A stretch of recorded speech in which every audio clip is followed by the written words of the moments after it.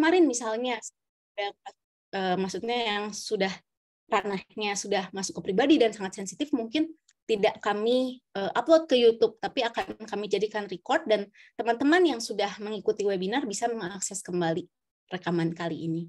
Oke, tanpa berlama-lama izinkan saya untuk memperkenalkan narasumber dan penanggap kita malam ini. Ada Dr. Stephanie Reni Anindita, spesialis forensik medico legal. Nah, saya izin membacakan sedikit ya dok ya, CV singkat dokter ya. Dr. Stephanie Reni Anindita, spesialis forensik medico legal, adalah lulusan Fakultas Kedokteran Universitas Pelita Harapan. Kemudian beliau melanjutkan pendidikan spesialis forensik dan medico legal di Universitas Diponegoro Semarang. Beliau lulus tahun 2019 dan pernah bekerja di Rumah Sakit Bayangkara Polda Daerah Istimewa Yogyakarta dan juga pernah di Kramat Jati juga ya dok ya. Betul, dan sekarang beliau ini aktif sekali teman-teman di berbagai kegiatan ilmiah, kegiatan organisasi lainnya juga sangat aktif begitu. Oke, kemudian juga ada penanggap kita malam ini dari Kak Yumna. Kak Yumna ini dari organisasi Samahita, teman-teman. Kemudian juga ada Kak Eca Waode. Kak Eca Waode ini adalah sekretaris dari Arus Pelangi. Halo Kak Yumna, Kak Eca. Tadi sih kayaknya Kak Yumna lagi ke kamar mandi tadi japri saya. Nah ini Kak Eca sudah bersama dengan kita. Hai Kak Eca, apa kabar Kak? Kabarku baik. Di sini hujan, jadi aku videoku kalau nyala suka agak ngadat tuh, kelihatan besar Ngadat banget. ya Kak. Oke, makasih banyak Kak Eca sudah bergabung kembali dengan kita malam ini.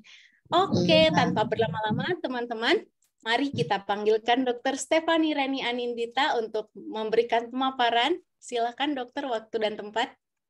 Oke, halo, selamat malam semuanya. Ya, sebagaimana yang sudah dibilang sama Dokter Adinda tadi, saya berharap, kita semua berharap di sini, webinar ini bisa menjadi tempat yang aman buat teman-teman untuk bertanya, untuk diskusi, dan tadi sudah jelaskan sebelumnya, misalkan merasa nggak nyaman dengan mau bertanya atau mau sharing dengan identitas, silakan boleh pakai chat atau nanti ngomong tanpa video boleh ya. Jadi anggap aja ini safe space bagi teman-teman semua ya. Oke, sekarang saya izin share screen dulu. Bentar. Oke. Boleh minta tolong nanti izin share screen-nya. Oh iya, belum dijadikan co-host ya, punten. Dokter Sandra.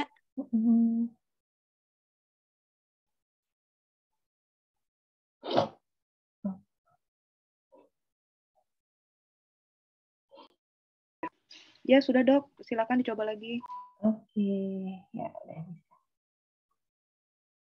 Oke, jadi ini akan memberikan paparan sharing mengenai materi yang kedua. Oke, yaitu bagaimana pencegahan dan penanganan kekerasan seksual. Ya, jadi saya review sedikit dari yang kemarin dipaparkan. Jadi permasalahan utama dalam kekerasan seksual itu, yang pertama itu kekerasan seksual itu tidak melulu berupa kekerasan fisik. Ya, jadi misalkan kita menganggap kalau yang namanya kekerasan seksual itu harus ada tanda persetubuhan, adanya tanda kekerasan, baru bisa terbukti, itu sulit ya, karena tidak melulu berupa kekerasan fisik, bisa juga ya kekerasan psikis, tapi itu juga nanti bisa kita evaluasi dengan dari psikolog, psikiater, tapi dari yang kemarin kita sharing, permasalahannya itu kekerasan fisiknya itu nggak melulu bisa kita temukan, karena ya penanganan kasus kekerasan seksual itu merupakan proses yang kompleks, ya terlebih karena ini kasus yang bisa dibilang kasus khusus, jadi seringkali korban itu merasa takut dan ragu untuk melapor, beda dengan penganiayaan ya. Misalkan kayak orang berkelahi itu kan biasa langsung hampir semua itu kayak gampang gitu langsung lapor ke polisi, langsung ke rumah sakit. Tapi kalau kekerasan seksual itu seringkali korbannya merasa ragu-ragu dan takut, terutama kalau pelakunya itu orang terdekatnya. Dan keterlambatan pelaporan itu merupakan permasalahan utama dalam pembuktian adanya tindak pidana kekerasan seksual. Karena sebelum diresmikannya Undang-Undang Perlindungan Korban Kekerasan Seksual, itu selalu diminta untuk adanya bukti visum. Ya, padahal kan yang namanya jaringan pasti akan mengalami penyembuhan, dan seringkali ada anggapan misalkan kesaksian dari korban ini itu tidak cukup dijadikan bukti. Ya, jadi memang yang namanya keterlambatan itu merupakan permasalahan utama dalam pembuktian adanya tindak pidana kekerasan seksual. Dan yang paling utama itu korban memerlukan safe space, ya, di mana korban bisa merasa aman kalau korban mengadu, korban mau bicara, mau minta konseling. Tapi sayangnya itu nggak mudah didapat. Bahkan di kota-kota besar seperti Jakarta, Jogja, itu aja yang sudah jelas kemana kita mau melapor, itu korban tuh masih merasa belum bisa mendapatkan safe space. Nah, jadi sebenarnya walaupun memang sulit, yang namanya mencegah kekerasan seksual itu jauh lebih baik daripada menanggulangi. Ya memang yang namanya musibah itu kita kadang tidak bisa ditolak ya, tapi yang mau saya share di sini adalah bagaimana kita bisa meminimalisir kesempatan itu, ya minimalisir itu terjadi pada kita dan orang terdekat kita. Ya, beberapa bentuk-bentuk kekerasan seksual yang berdasarkan undang-undang, ya, ada fisik, non fisik, ya, kita bisa nanti dibaca di undang-undang yang terbaru ya, itu lebih luas untuk definisinya. Kok dulu di KUHP cuma dikenal dua ini, perkosaan dan perbuatan cabul. Tapi sekarang yang namanya tindak kekerasan seksual itu definisinya lebih luas, dan ini lebih melindungi korban ya diharapkan, karena nggak dulu dua ini, di luar dua ini andai kata korban merasa kehormatan kesusilaannya itu terganggu, mereka dilindungi dalam hukum. Nah, mungkin beberapa teman-teman di sini udah pasti punya itu ya, punya media sosial, terus sering posting ya. Ini hati-hati dengan namanya kekerasan berbasis gender online. Ini waktu dulu saya masih aktif di media sosial, ini hampir setiap hari itu saya melihat kekerasan berbasis gender online yang dibiarkan. Dan juga ironisnya lagi didukung gitu. Dan bahkan orang itu nggak sadar mereka melakukan kekerasan berbasis gender online. Nah ya, ini beberapa bentuk-bentuknya perentasan. Misalkan ada akun media sosial yang dihack ya, diretas. Terus kemudian perundungan secara daring, ini sering banget ya kita lihat. Nah, kadang pemicunya juga bisa kita katakan tuh nggak terlalu harus diributkan sebenarnya, cuman adanya perbedaan pendapat itu bisa memacu ke perundungan secara daring.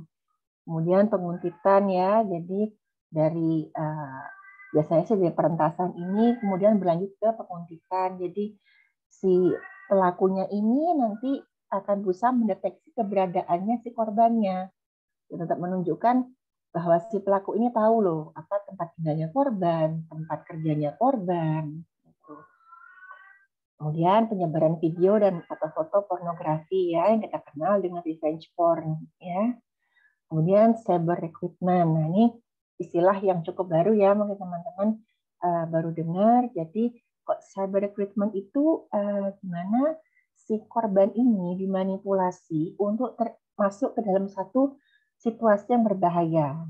Ya, misalkan di daring ini, ya mungkin dia tanpa sadar digiring ya ke satu apa ya, misalkan kayak entah kok dulu di Twitter itu kan ada ya yang bisa ngobrol sama-sama gitu ya. Ternyata di situ dia malah dirundung gitu ya. Itu salah satu bentuk dari cyber recruitment. Kemudian morphing, ini juga istilah baru. Ya, morphing itu dia jadi foto dari korban itu dimanipulasi sampai kesannya tuh melecehkan korban. Misalnya ditambahin tulisan atau mungkin ditambah-tambahi gambar-gambar lain. Dan terakhir itu yang ini cuma sebagian kecil aja ya yang kita kami lihat lagi doxing, yaitu penyebaran data pribadinya korban. Ya, ini bentuk-bentuk kekerasan berbasis gender online. Ya, ini salah satu contoh yang pernah saya dapat.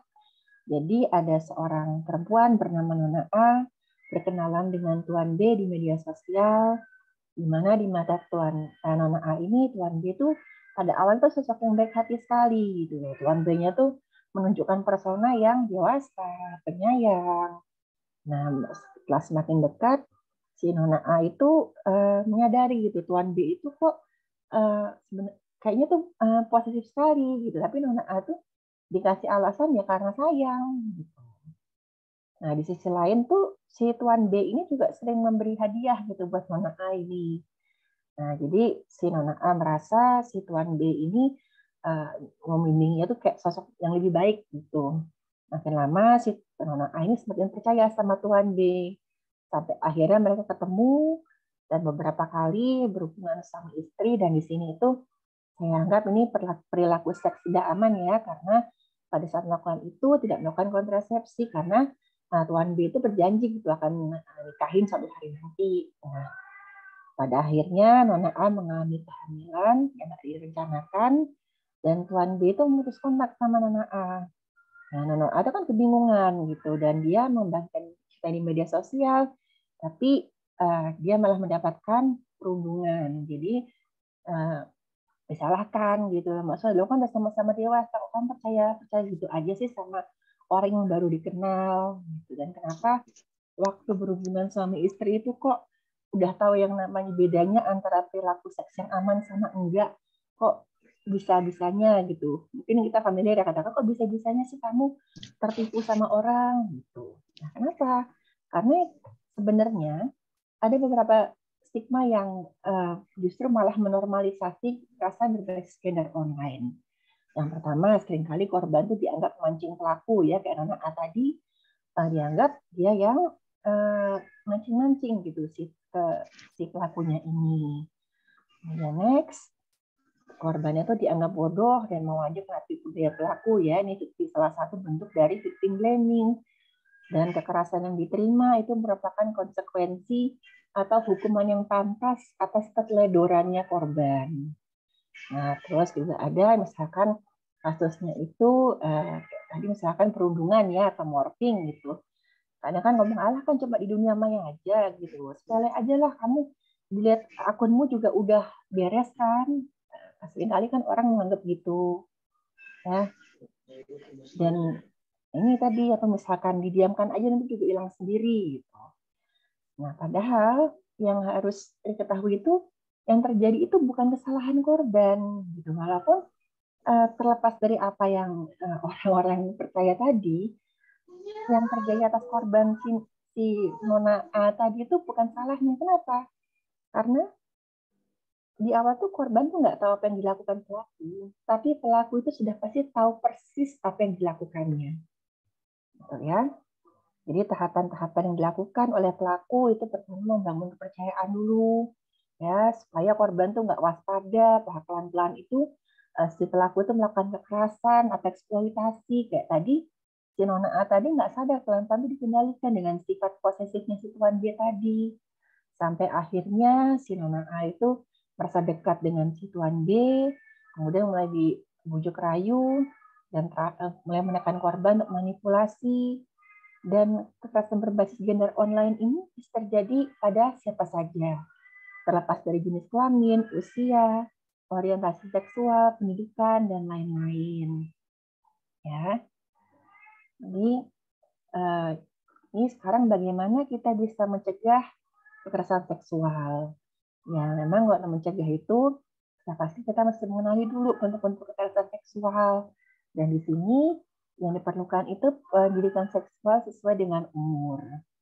Ya, walaupun kesannya sepele, tapi ini merupakan salah satu langkah yang utama dalam mencegah kekerasan seksual. Contohnya pada anak-anak usia 2-3 tahun itu mulai dikenalkan dengan nama alat kelamin.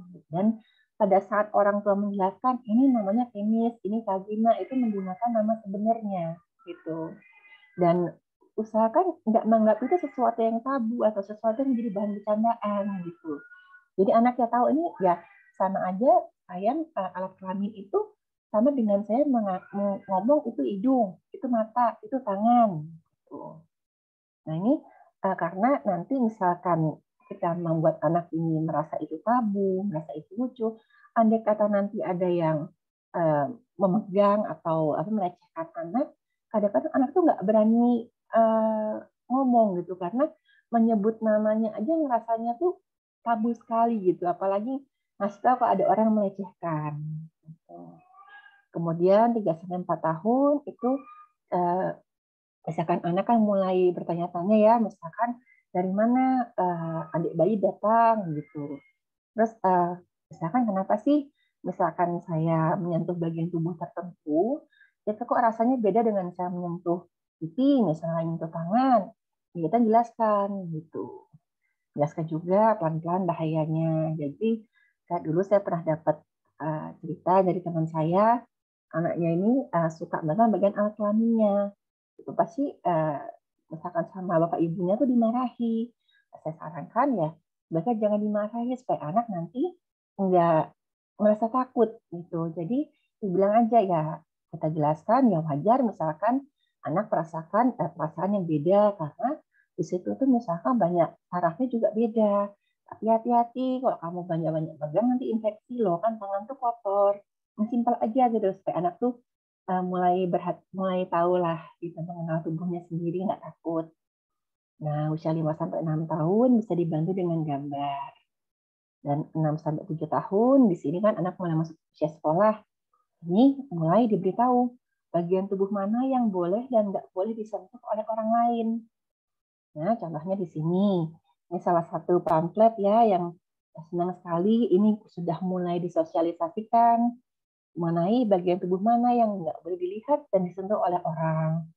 Mulut, dada, kemaluan nggak boleh. Laki-laki nggak boleh melihat ya bagian pantat sini. Terus kita jelaskan bagian tubuh itu cuma boleh disentuh oleh ayah atau ibu saat dimandikan. Ayah atau ibu saat menceboin ya, membersihkan saat habis buang air.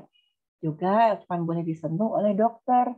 Tapi disentuhnya juga harus ada ayah atau ibu. Terus anak juga diberi kuasa untuk bilang enggak gitu. Jadi misalkan ada orang menyentuh bagian pribadimu, jangan nggak boleh bilang tidak gitu. Atau menyuruh anak buka baju di depan, itu harus berani bilang tidak. Atau misalkan menunjukkan bagian pribadi tubuhnya ya, atau menunjukkan film atau foto orang yang nggak pakai pakaian, anak harus berani bilang tidak ya. Jadi di sini ya memang sulit ya. Kadang-kadang misalkan anak itu mau dicium pipinya, misalkan sama keluarga, terus anak tuh nggak mau. Kadang-kadang kan orang tua kan, kamu kok nggak mau, itu kan tandanya sayang gitu ya. Saya sarankan misalkan anak nggak mau ya nggak apa-apa gitu. Kasih anak kuasa atas dirinya sendiri. Gitu. Kalau misalkan nggak mau dicium ya nggak apa-apa, gitu. Nggak mau dipeluk ya nggak apa-apa. Nah kemudian kalau anak usia di atas 12 tahun, ini mulai masuk masa pubertas ya, dijelaskan perubahan pada fisik dan mental. Mungkin juga sudah mulai merasakan ketertarikan seksual. Jangan anggap itu sebagai sesuatu yang tabu, tapi ajarkan anak bagaimana bisa mengendalikan ya. Juga bagaimana menjaga kesehatan reproduksi. Juga jangan lupa menggunakan bahasa yang lembut. Ya, karena di sini nanti di usia sekian kan anak sudah mulai semakin kritis ya di sini. Kita kasih tahu mana yang benar, mana yang enggak. Di sini juga peran orang tua penting sekali ya. Orang tua juga harus bisa membedakan mana yang informasi yang benar, mana yang hoax. Ya. Kemudian kita jelaskan juga bahaya perilaku seksual tidak aman. Karena walaupun kayaknya mudah banget ya 12 tahun ini, tapi apalagi sekarang ya anak sudah mendapatkan informasi dari segala media sosial, itu kita harus ngasih dasar-dasar pendidikan gitu. Jangan sampai anak bertanya ke orang tuanya marah atau gurunya marah, anak ini kan mencari informasi di sumber lain yang ternyata sesat, ya. Ini jadi dorongan seksual itu normal, terus bagaimana cara mengendalikannya.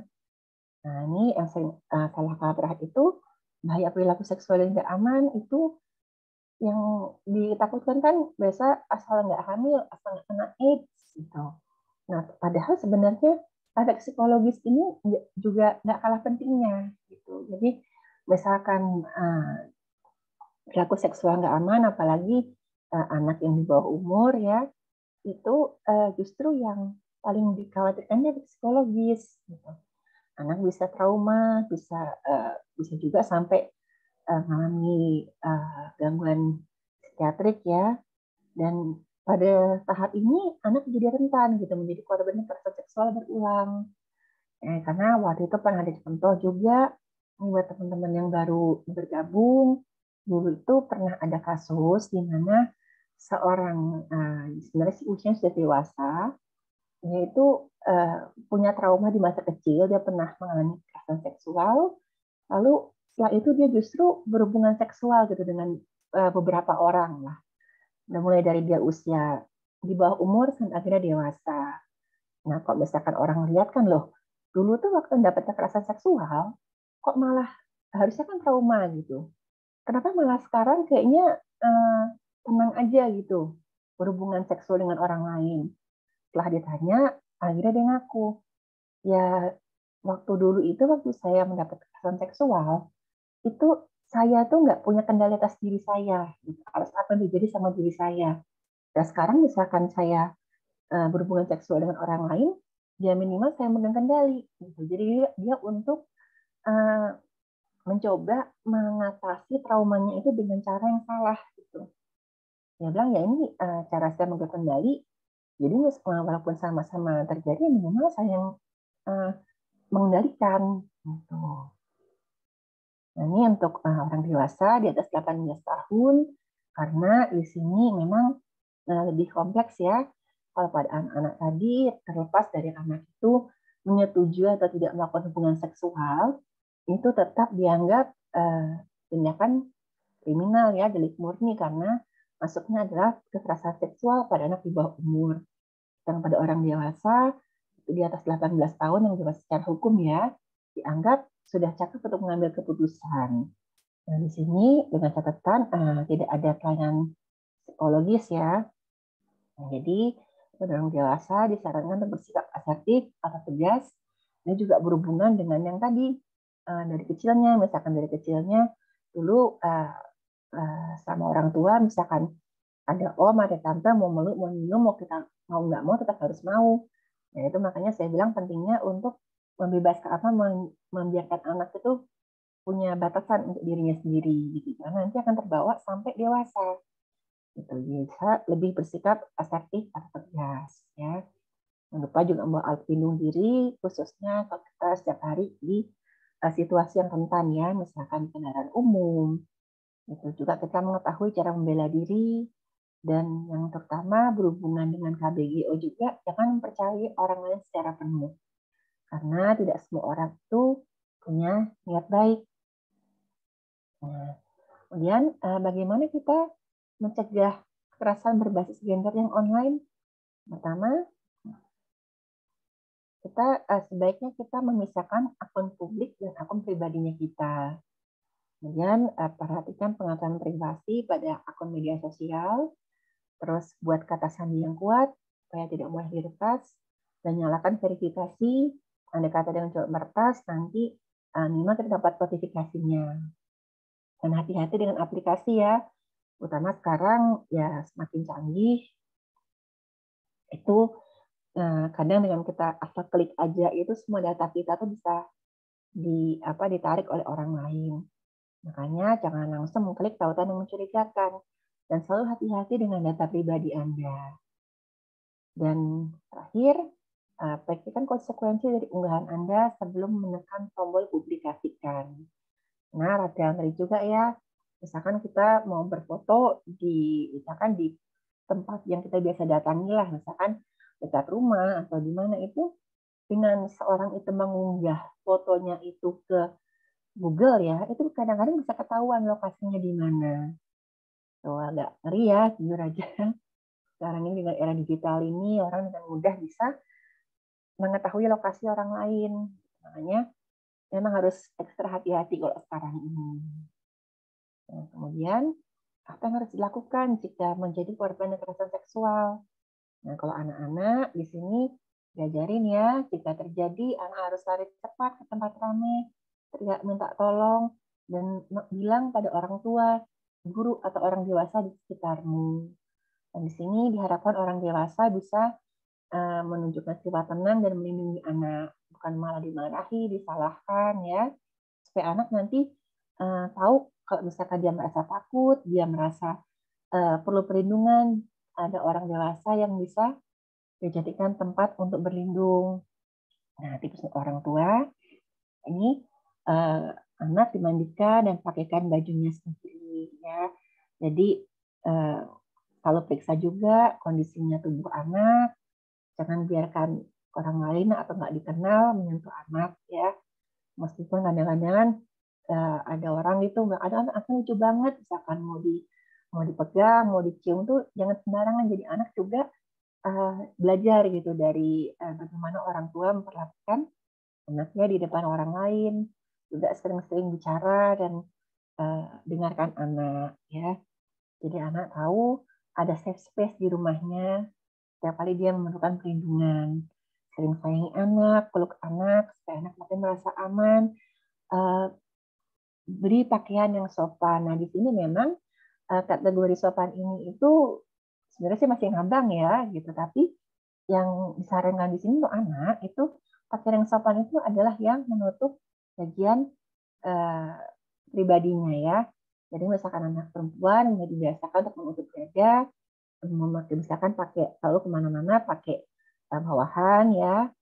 Jangan kita anggap misalkan masih kecil udah nggak apa-apa lah, telanjang pun nggak apa-apa gitu. Tapi saya sering lihat juga misalkan anak di kolam renang gitu kan kadang-kadang nggak apa-apa anaknya masih kecil digantiin bajunya aja di pinggir kolam. Nah, dibiasakan anak itu untuk mengganti baju dengan di tempat yang tertutup. Sekarang juga belajar bagian pribadiku ini nggak boleh dilihat sama orang lain walaupun aku masih kecil. Lalu jangan memarahi dan menyalahkan anak apapun yang terjadi dan selalu bicara baik dan lemah lembut.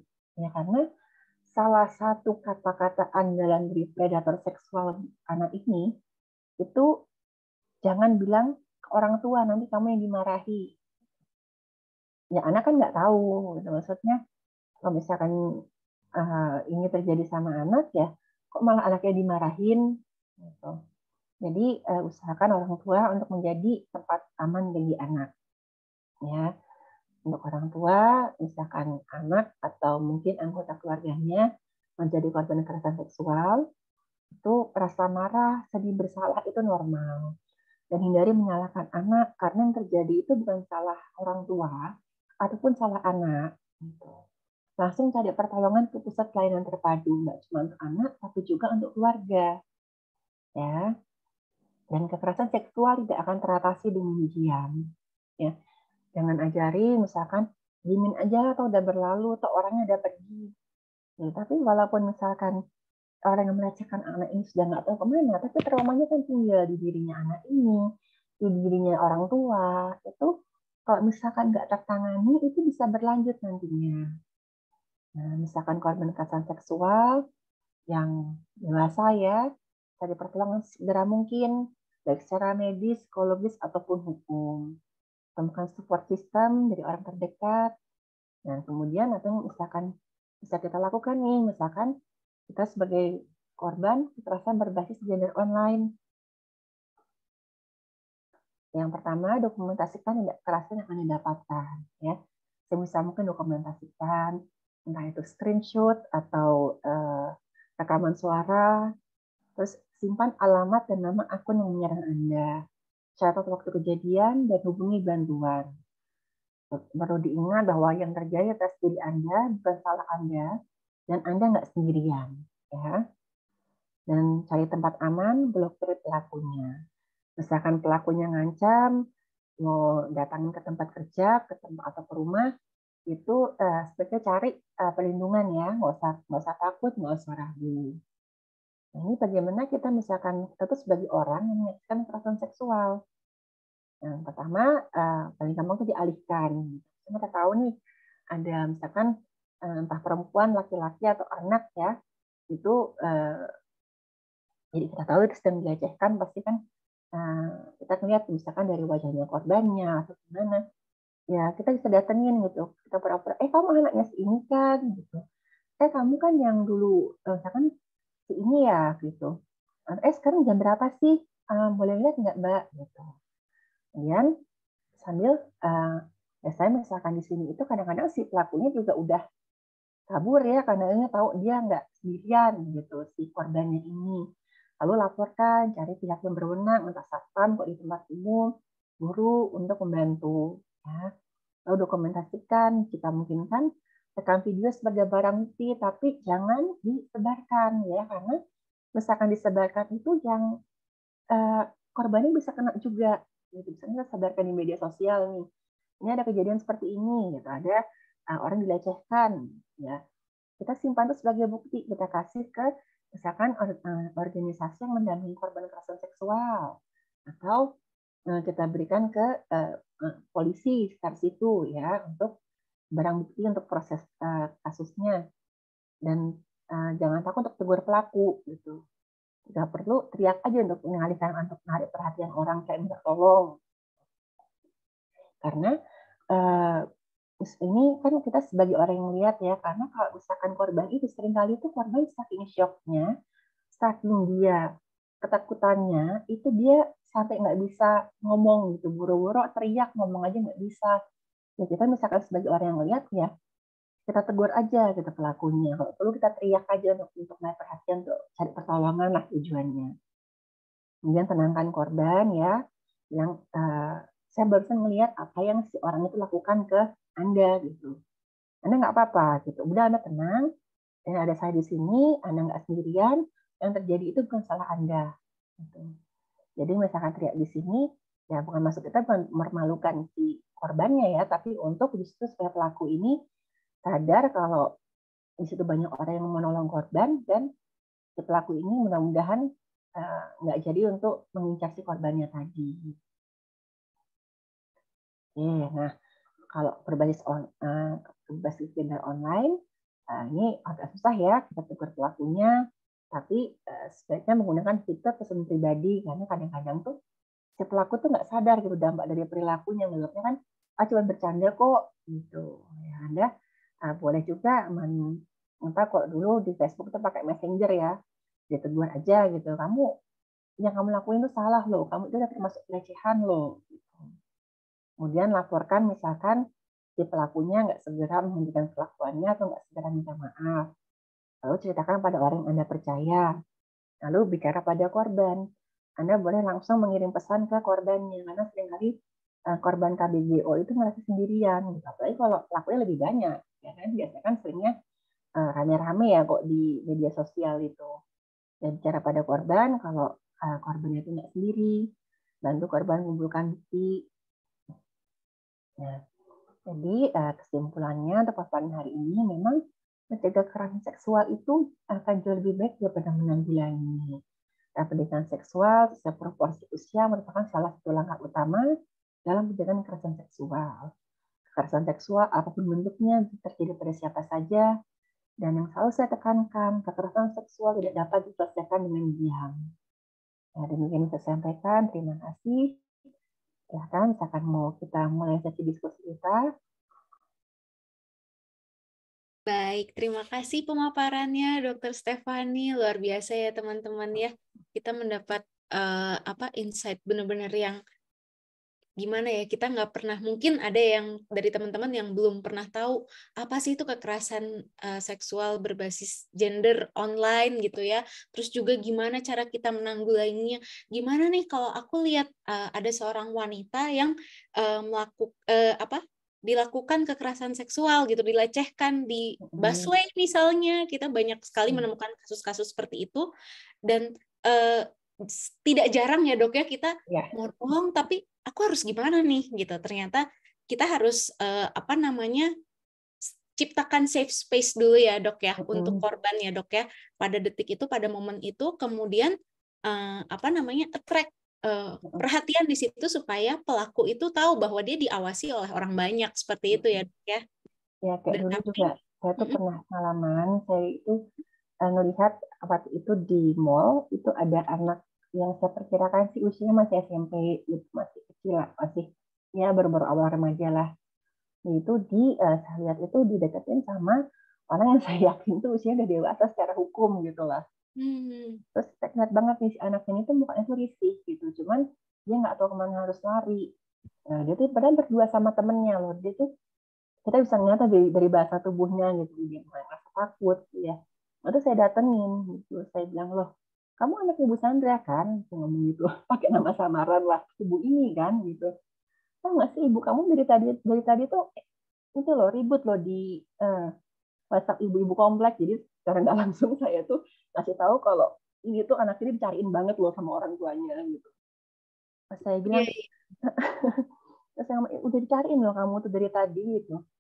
Karena ternyata malah tante tuh ngeliat kamu di sini. Gitu. Kamu pulang, udah kamu pulang, kamu ada ongkos nggak? Gitu. Saya bilang gitu. Kalau nggak ada, sekarang nggak tante cariin taksi, ayo kamu udah cariin tuh sama ibu kamu. Pokoknya kamu harus pulang sampai rumah ya, harus selamat ya. Gitu. Soalnya benar udah heboh nih, udah pada cariin kemana-mana. Gitu. Akhirnya ya terus saya liatin pelakunya, saya nanya, adik siapa? Gitu. Nah waktu itu emang saya usianya lebih tua, jadi saya mau nunjukin kalau ya saya tuh si orang ini nggak bisa main-main gitu. Saya mau, adik siapa ya dek? Gitu. Temennya si ini gitu. Terus enggak bu, langsung pergi dianya. Iya dok. Wah keren banget, itu adalah salah satu contoh yang harus kita teladani gitu ya teman-teman ya. Jadi mungkin si adik korbannya juga sempat bingung nggak dok, atau gitu atau gimana dok? Sempat bingung itu, terus akhirnya gitu orangnya pergi, saya cuma bilang kamu sekarang pulang. Kamu tante tadi ngeliat si orang itu tuh maksudnya nggak baik sama kamu masih shock ya pasti ya gitu. Udah nggak apa-apa, ini ada tante di sini, kamu udah aman, kamu ada ongkos pulang nggak? Saya tanyain gitu. Kalau nggak ada, yuk tante cariin taksi yuk. Nah, akhirnya dia sama temennya itu ngomong, enggak mau naik bus aja gitu. Ya udah saya anterin sampai ke haltenya. Oh oke. Terima kasih banyak dokter sharingnya. Wah bener ya. Jadi harus kita dulu yang mulai. Kalau kita nunggu orang lain mulai, nggak akan ketolong ya dok ya. Yeah. Oke, nah izin dok, ini di kolom chat ada yang sudah bertanya dok. Kak Agnes Margaret, sorry. Mohon izin bertanya dok, kalau dari ranah forensik, bagaimana peranan forensik dalam menangani dan mengungkapkan kasus kekerasan seksual, baik itu terhadap anak-anak, perempuan, dan laki-laki? Monggo dokter. Nah, kalau kita lihat dari kedokteran forensik, itu peranannya kita mencari barang bukti yang ada di tubuhnya korban. Jadi ya kita tanya kronologisnya dulu, misalkan korban itu mengalami persetubuhan dengan kekerasan dan mengalami pencabulan, yang kita cari itu barang bukti pada tubuhnya korban. Ya.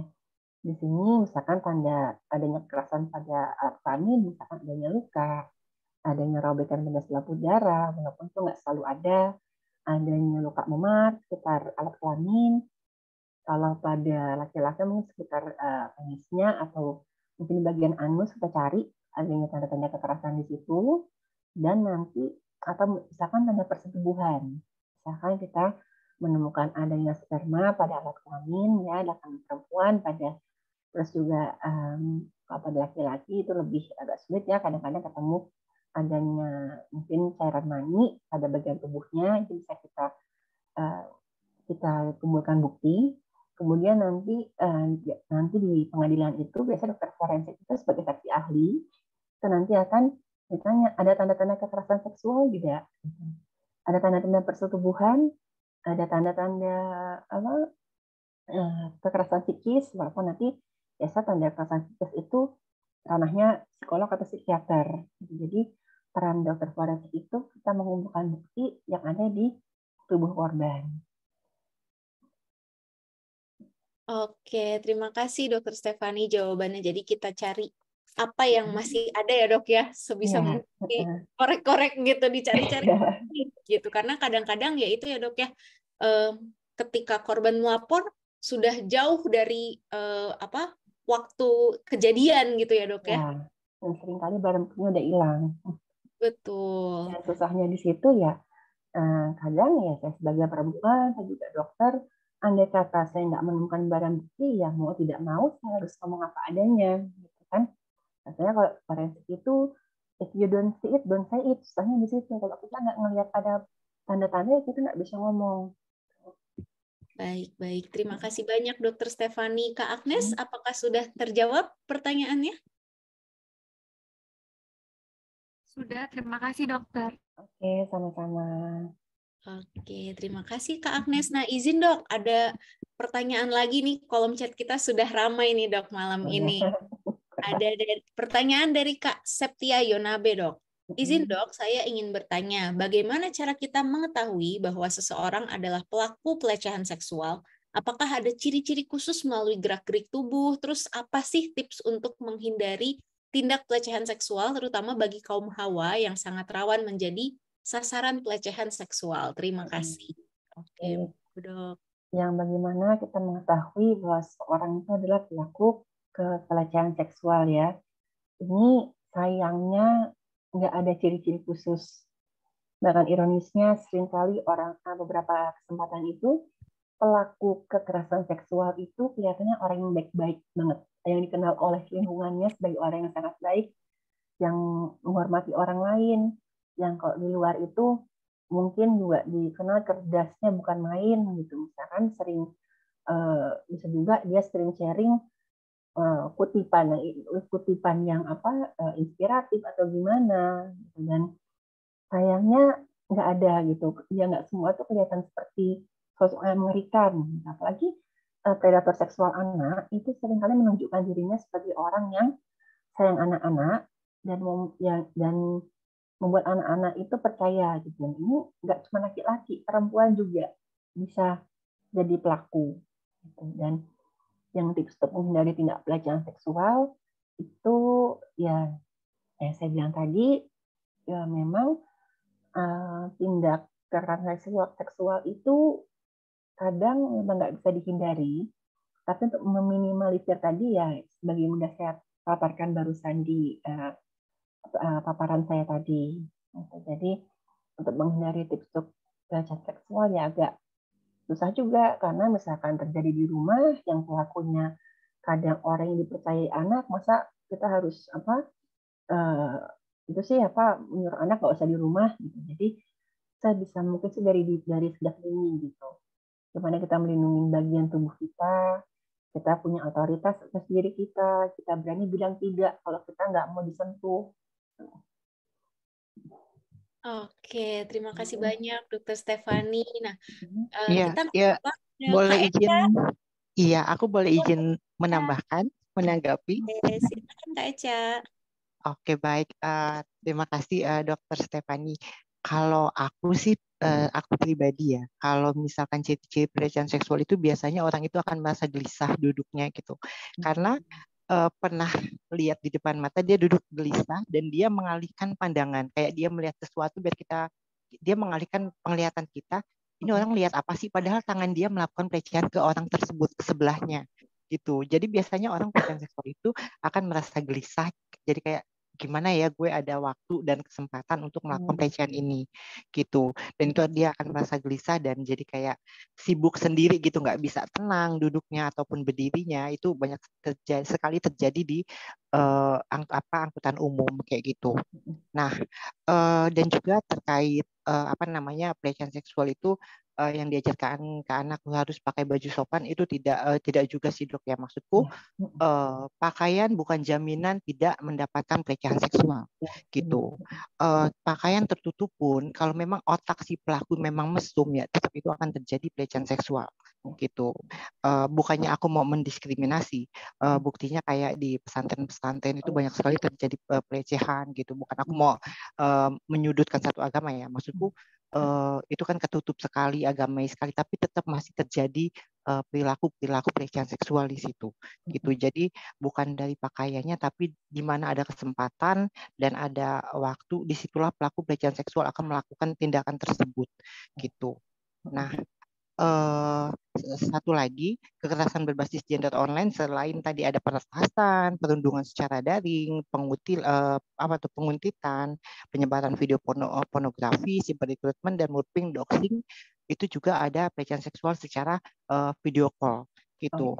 Jadi awalnya dia perkenalan, manis-manis, hai salam kenal, aku ngalamin seperti itu. Hai salam kenal Kak, pura-pura dia apa ya, apresiasi dengan oh kakak keren ya, kakak bagus ya kerjanya gini gini gini gini. Ujung-ujungnya pas dia minta WA, kita kan sudah terbawa nih dengan obrolan yang asik. Pas video call itu bukan mukanya dia, tapi kemaluannya dia diunjukin langsung. Gitu. Dan itu langsung bikin shock, aku marah spontanitas. Aku bilang dasar kamu tuh nggak punya otak ya, aku bilang itu langsung aku blokir gitu. Dan aku nggak mau terlalu banyak buang energi positif untuk melayani hal begitu, ya udah blokir jalan terbaik gitu.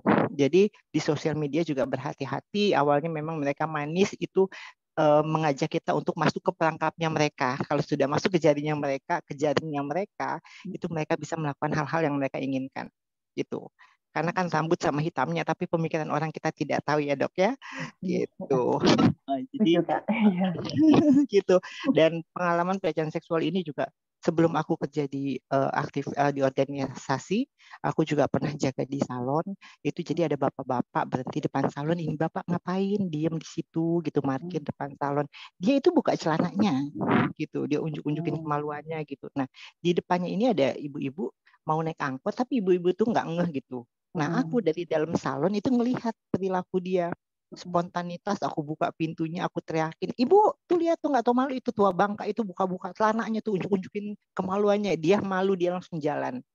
Jadi itu spontanitas memang harus diserang balik, dibikin malu aja di muka umum gitu.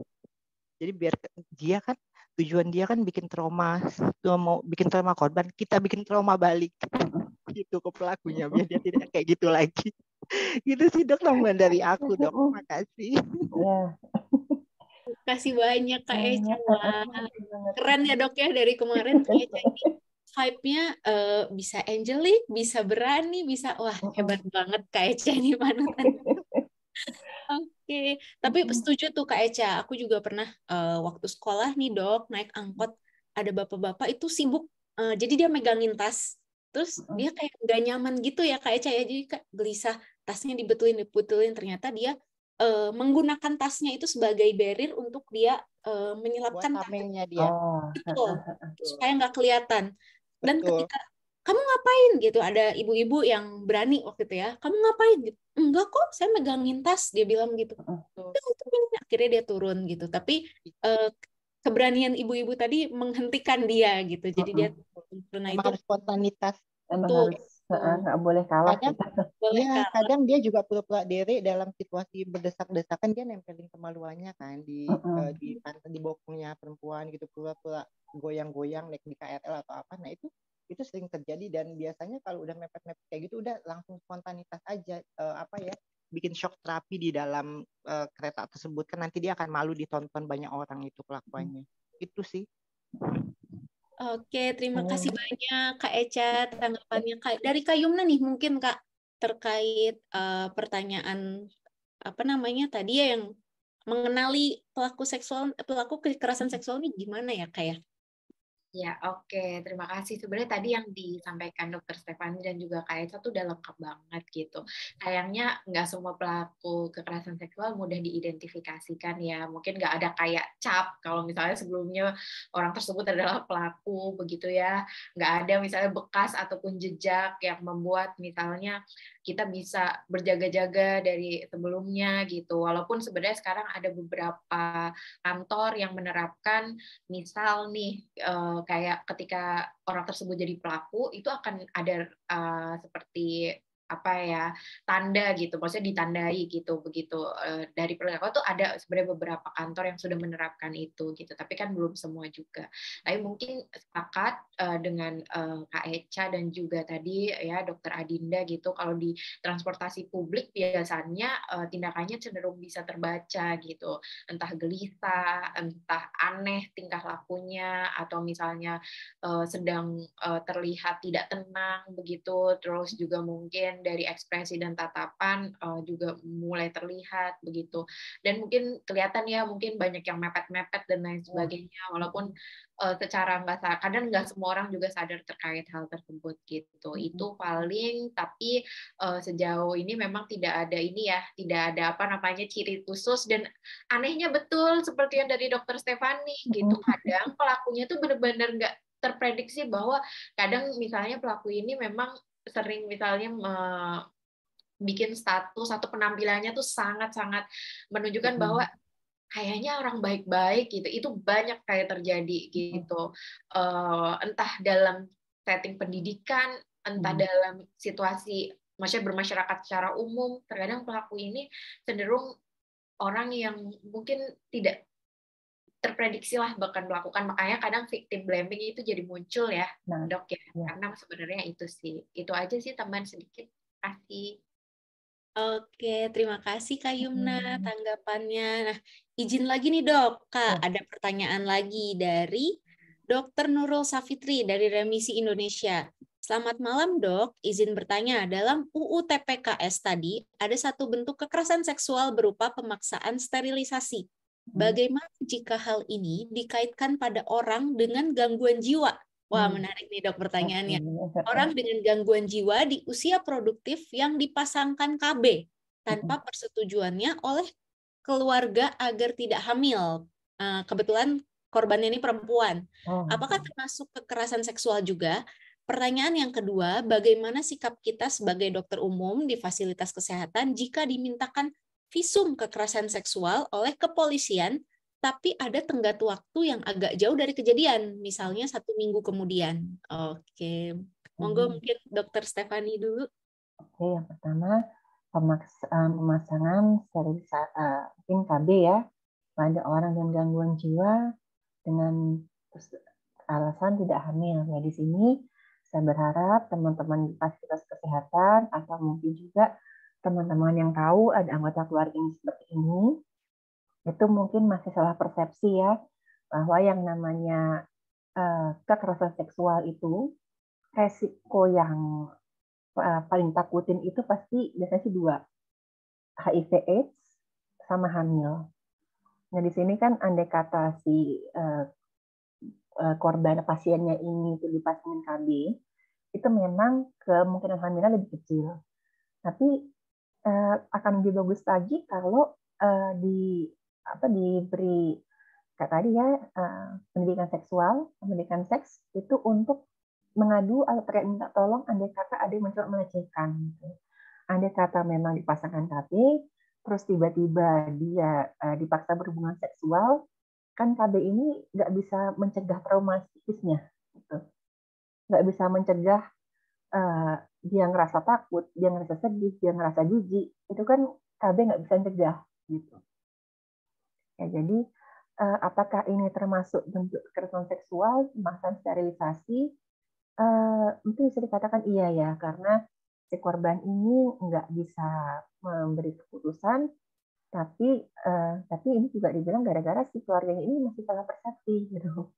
KB itu bukan kontrasepsi, itu bukan kunci semata-mata untuk melindungi orang dari kekerasan seksual. Karena hamil juga bukan satu-satunya efek dari perilaku seks yang nggak aman. Efek psikologis yang dianggap sepele itu justru lebih berat biasanya. Itu. Kemudian bagaimana sebagai dokter umum di Vaskes dimintakan visum kekerasan seksual oleh kepolisian, tapi ada tenggat waktu yang cukup jauh dari kejadian, 1 minggu. Yang pertama, kita jelaskan dulu pada penyidik kemungkinan yang kita temukan apa dari waktu 1 minggu itu. Saya bilang, saya juga sering nih kadang-kadang malah 3 bulan, 2 bulan. Saya bilang ke penyidiknya, Ibu, ini karena sudah berlangsung sekian lama dari kejadian yang terakhir, kemungkinan itu yang kita temukan adalah ini. Nanti kita akan tes, misalkan yang kita akan kemungkinan ketemukan robekan lama, misalkan pada selaput darah, atau misalkan kemungkinan ada hamil atau tidak, ada penyakit menular seksual atau tidak, nanti akan kita lakukan pemeriksaan lab. Tapi tetap kita lakukan pemeriksaan. Ya. Pemeriksaan sebaik-baik yang semaksimal mungkin, jangan sampai ada yang miss, terutama terkait kehamilan. Ya. 1 minggu ini kadang-kadang misalkan hasil rapid kehamilannya itu negatif, itu saya masih minta untuk datang 1 minggu lagi untuk memastikan.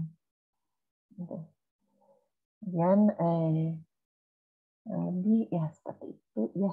Semoga misalkan ada yang mau nambahkan lagi. Oke, terima kasih dok. Mungkin dari Kak Yumna pernah mendampingi korban dengan misalnya gangguan jiwa, kemudian ya KB itu memang banyak sih ya dok ya, teman-teman dengan gangguan jiwa yang kemudian dipakaikan KB gitu. Mungkin dari Kak Yumna ada? Ya, sebenarnya orang dengan gangguan jiwa itu kan salah satu mungkin kelompok rentan yang dianggap tidak bisa memberikan persetujuan ya gitu. Jadinya begitupun juga banyak juga pemasangan kontrasepsi ke teman-teman disabilitas sebenarnya.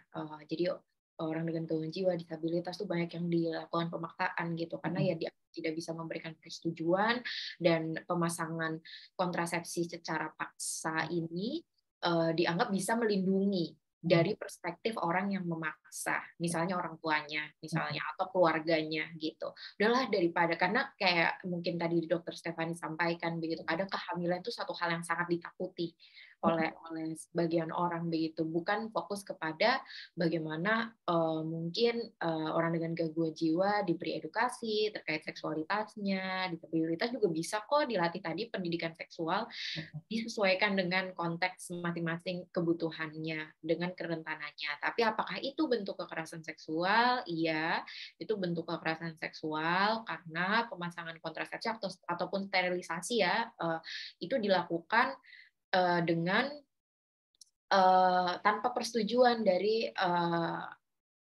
orang tersebut begitu, walaupun pada akhirnya mungkin nanti akan berhadapan kembali dengan undang-undang lain ya, apakah misalnya ODGJ tersebut bisa memberikan cakap secara hukum gitu, dianggap cakap secara hukum gitu untuk bisa memberikan persetujuan. Tapi apapun kondisinya sebenarnya pemaksaan kontrasepsi itu harusnya tidak dilakukan kecuali dengan misalnya sudah dipertimbangkan, misalnya memang orang ini seksuali aktif ya, atau memiliki pasangan tetap, banyak pertimbangan yang harus dipertimbangkan gitu. Orang kan bahasa kontrasepsi juga harus konseling ya dok ya, untuk harus ada konseling gitu kan, agar pilihannya itu bisa maksimal gitu, agar pilihannya tepat gitu, apalagi yang dipaksa gitu.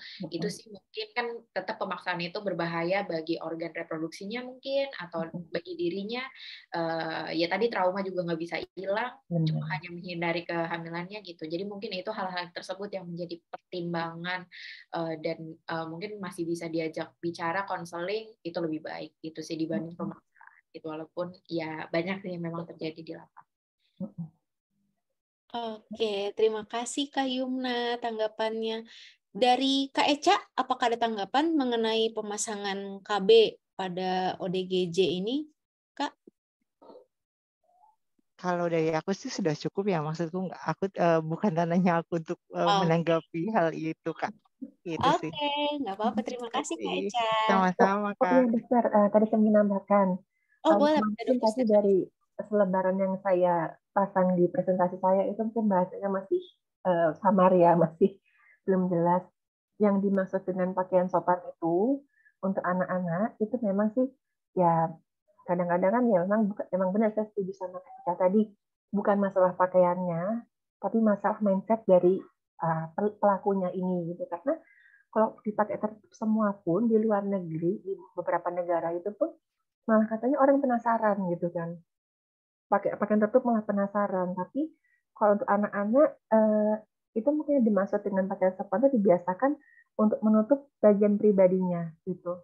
Misalkan anak perempuan dibiasakan untuk menutup tubuh bagian atas atau bagian alat kelaminnya. Jadi jangan, maksudnya misalkan masih kecil udahlah biarin nggak pakai pakaian pun nggak apa-apa gitu, karena khawatirnya nanti si predator ini pakai trik udah kamu buka aja tuh, biasa kamu kan nggak pakai pakaian nggak apa-apa gitu. Anaknya malah menganggap itu normal gitu. Jadi mungkin di masa itu kalau untuk anak-anak, kalau udah dewasa ya mudah-mudahan sudah ngerti ya bagian pribadi itu harus tetap ditutup gitu. Jadi untuk anak-anak yang masih populasi yang rentan sekali ini, yang masih belum cakap memberikan keputusan, sebaiknya orang tua membiasakan untuk banyak badan kamu tuh nggak boleh dilihat orang lain kayak tadi.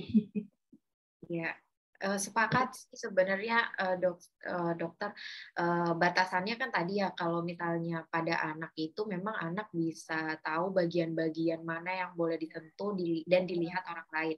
Sekaligus misalnya diberi info gitu bahwa yang boleh melihat adalah misalnya mama dan dokter, itu pun harus melalui persetujuan ketika misalnya akan melakukan pemeriksaan sesuatu gitu. Jadi memang dua hal tersebut, yang tadi ya pakaian yang menutup, pakaian dalam ya, batasannya misalnya yang menutup organ sensitif, dan tadi terkait bagaimana anak bisa berkata tidak dan mengerti siapa yang saja yang boleh melihat, itu sebenarnya penting sih untuk melindungi dari kasus kekerasan seksual ya gitu. Udah banyak kali ya sekarang kayak manekin-manekin yang mengajarkan bagian-bagian untuk anak-anak, kan itu lebih visual dan lebih mudah dipahami gitu. Iya, mungkin sebagai emak-emak gitu ya Kak, Dok, aku sering banget ngelihat mungkin gini, kayak ih lucu ya anak cewek dipakein tank top gitu ya, atau bayi masih bayi gitu kan, gemes ya Dok ya kita gitu. Tapi kadang gini, kita ngasih baju misalnya tank top nih gitu, kebesaran sehingga dia mohon maaf agak turun dan memperlihatkan areola bayi. Itu menurut saya juga itu yang mungkin ya Dok ya dimaksud kurang sopan, itu maksudnya loh kan fungsinya baju itu untuk nutupin areola, walaupun itu areola bayi tetap areola gitu ya, tetap payudara gitu kan. Mungkin seperti itu maksudnya gitu. Kemudian juga kadang sekali lagi pola anak-anak mungkin tidak seperti orang dewasa ya, kadang duduknya ngangkang atau gimana, mungkin buat kita mungkin it's okay, itu normal anak-anak, tapi mungkin tidak bagi pelaku kekerasan seksual ya Dok ya, kadang mengundang mereka gitu kan. Betul, seperti itu mungkin maksudnya. Kalau orang yang waras ya, aduh nggak anak-anak masa sih ada timbul rasa tertarik secara seksual, itu kan nggak masuk akal gitu sebenarnya. Tapi lagi-lagi memang itu dasarnya pikiran pelaku ya. Benar. Pikirannya. Tadi yang Kak Eca sampaikan ya. Oke, Kak Yumna, Dr. Stefani, ini ada pertanyaan lagi dari Kak Wulandini Rahmadani. Izin bertanya, kenapa ada beberapa korban dari pelecehan seksual itu sendiri malah meminta maaf dan menarik laporannya? Apa yang mesti kita lakukan jika mengetahui hal tersebut terjadi? Oke, silakan dari monggo. Kak Yumna atau Dr. Stefani duluan. Ini bukan kasus yang asing ya, karena seringkali kemarin saya pernah cerita ada anak umur 16 tahun, dia berpacaran dan tanda petik ya dengan laki-laki yang berusia 40-an tahun yang sudah mempunyai istri sama anak. Dan waktu itu ketahuannya itu dari ibunya karena baca chat yang di handphone anaknya ini, bahwa ketahuan mereka sudah pernah melakukan hubungan seksual. Kemudian si ibu ini mau melaporkan ke perlindungan anak, tapi justru malah akhirnya menarik laporannya gitu.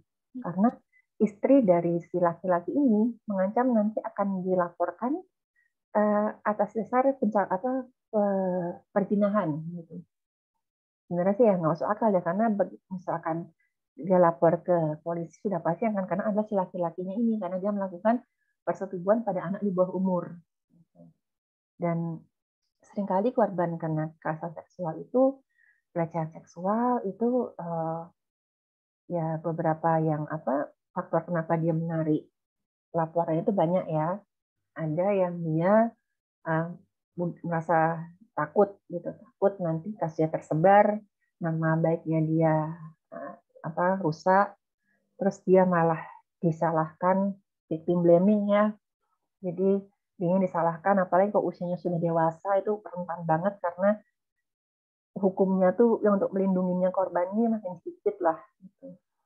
Dan apa yang mesti kita lakukan itu ya kita suruh dia konseling ke psikolog supaya ketahuan nih kenapa nih dia menarik laporannya gitu.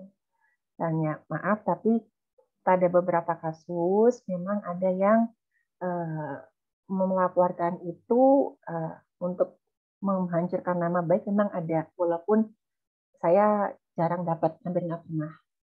Tapi biasanya menarik laporan itu paling banyak memang karena korbannya takut. Dan yang kita lakukan itu ya kita ngomong yang sudah terjadi itu memang nggak bisa diulang gitu. Tujuannya kita melaporkan ini bukan supaya kejadian itu hilang, gitu, tapi untuk mencegah ini terjadi ke orang lain. Gitu. Karena hampir semua pelaku kekerasan seksual itu pasti nggak cuma satu orang aja, gitu. Nggak cuma satu kali. Dia pasti akan cari korban lain.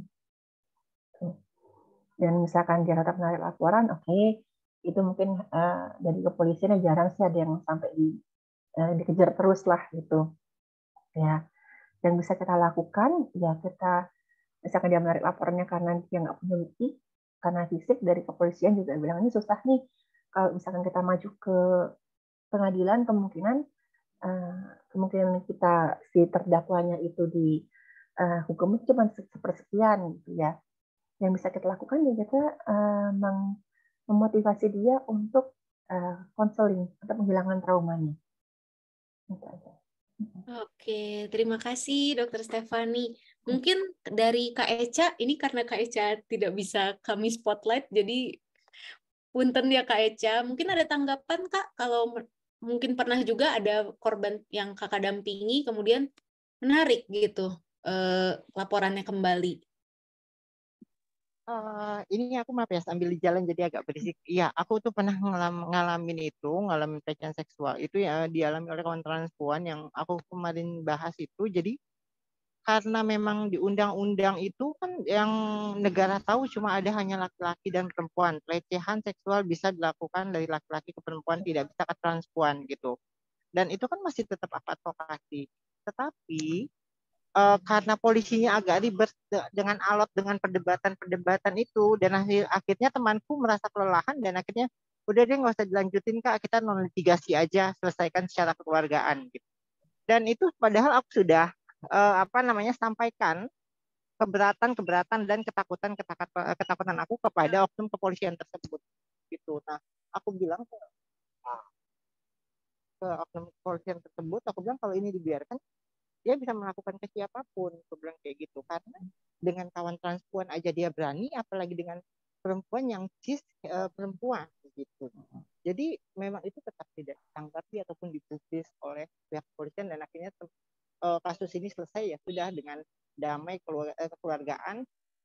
Sanksinya itu cuma dia dipecat dari tempat kerjanya, udah selesai kayak gitu. Itu sih Kak tanggapanku. Terima kasih Kak Eca. Iya betul. Jadi tadi seperti yang disampaikan Dokter Stefani juga ya, bahwa pelaku kekerasan seksual tuh kadang tidak menargetkan satu korban saja, dia mencari korban-korban berikutnya, dan itu sangat di mana ada kesempatan dia akan melakukan gitu. Jadi kayaknya memang layanan publik kayak seperti di kantor-kantor kepolisian harus diberikan pemaparan atau materi terkait SOGSC biar dia tuh tahu kalau ada keberagaman identitas gender yang lain yang rentan terhadap kekerasan seksual ataupun pelecehan seksual kayak gitu Kak. Betul, aku setuju sekali dengan materi SOGSC ini belum banyak juga ya Kak Dok yang tahu gitu ya. Ini mungkin penting juga buat teman-teman mahasiswa yang malam ini hadir, mungkin boleh nanti jadi materi pertanyaan juga nih untuk Bapak Ibu dosennya. Saya minta dijelaskan gitu ya, supaya teman-teman juga tahu, dan materi ini nggak berhenti sampai di sini, sampai meluas gitu ya. Oke, mungkin dari Kak Yumna belum menanggapi nih Kak, ada pernah mungkin pendampingan korban yang menarik gitu? Kalau dalam yang pernah aku dampingi sejauh ini, sebenarnya ada ancaman biasanya dari pihak pelaku yang membuat misalnya korban menjadi ketakutan dan berubah pikiran untuk melanjutkan kasusnya. Itu yang pertama, itu pernah terjadi. Lalu juga, dan kita kan sebagai pendamping juga tidak bisa memaksakan ya Karena kembali sebenarnya segala keputusan harus dengan persetujuan korban, apapun langkah yang akan diambil. Terus yang kedua mungkin pernah juga karena sebenarnya memang ini mungkin sebelum masuk ke ranah pidana, memang korban perlu dijelaskan bahwa prosesnya pasti akan sangat panjang dan akan sangat melelahkan gitu. Selain panjang dan juga melelahkan. Nah, biasanya ada juga alasan ini bahwa sudahlah, maksudnya menarik laporan, maksudnya tidak jadi gitu, misalnya melaporkan atau misalnya berubah pikiran juga karena menyadari bahwa kasus ini sulit sekali misalnya mendapat keadilan secara hukum gitu. Akhirnya misalnya mengambil jalan lain yaitu dengan pemulihan korbannya begitu yang diambil begitu pilihannya. Itu juga ada yang terjadi. Tapi tadi sangat bersepakat dengan Dr. Stefani dan juga Kak Eca gitu. Di mana tadi Kak Eca juga sampaikan ya, belum semua APH atau aparat penegak hukum juga memahami lapisan-lapisan kerentanan, lalu kenapa kekerasan tersebut terjadi, bahwa kekerasan itu pure adalah kesalahan pelaku, agar tidak terulang ya, untuk kayak victim blaming yang sampai ke sana malah ditanya macam-macam, atau misalnya korban terus-terusan nih secara berulang harus mengulang kasusnya, misalnya menceritakan misalnya, itu kan juga memerlukan teknik dan juga pengetahuan begitu, agar misalnya korban ketika melaporkan juga merasa nyaman. Juga mungkin tadi ya, sebenarnya sekarang dengan ada UU TPKS itu sangat baik gitu, karena sebenarnya korban yang melapor itu dilindungi LPSK gitu. Jadi misalnya korban melapor itu bisa langsung meminta perlindungan LPSK. Jadi paling tidak keamanan korban atau perlindungan terhadap korban ini berlaku gitu. Mungkin itu karena mungkin kasus-kasus yang pernah aku dampingi ini saat belum ada undang-undang yang mengatur begitu, saat belum ada UU TPKS, jadi masih sangat sulit pada saat itu, dan mungkin Kak Eca juga sangat paham ya sulitnya mendampingi kasus kekerasan seksual begitu. Oke, terima kasih Kak Yumna, Kak Eca, Dr. Stefani untuk tanggapannya. Kembali lagi tadi ya, jadi pertama apa sih yang harus korban dapatkan ketika mendapat kekerasan seksual? Jawabannya adalah safe space ya kayak di mana dia merasa oke, kamu aman, kamu adalah korban, kamu nggak salah, kita akan bantu kamu gitu ya kayak Dok ya mungkin ya. Oke, ada ini ramai sekali nih Dok Kak kolom chat kita malam ini, jadi banyak pertanyaan seneng kita ya kayak Dok ya. Oke, dari Kak Naswa Khalifah Yasmin, izin bertanya, bagaimana pada kasus apabila seorang anak yang melakukan hubungan seks atas keinginan sendiri dengan lawan jenisnya, mengingat rasa penasaran anak kecil itu tinggi? Bagaimana penanganannya? Terima kasih. Oke, ini mungkin sekarang banyak ya Dok ya kasusnya ya untuk anak kecil sudah mengenal aktivitas seksual itu seperti ini gitu. Monggo Kak Eca, Kak Yumna, Dr. Stefani silakan. Kalau untuk anak-anak ya sekarang yang saya bilang tadi mungkin sudah terlanjur karena tidak bisa mendapatkan sex education dari sumber yang dipercaya, tapi akhirnya mencari di luar.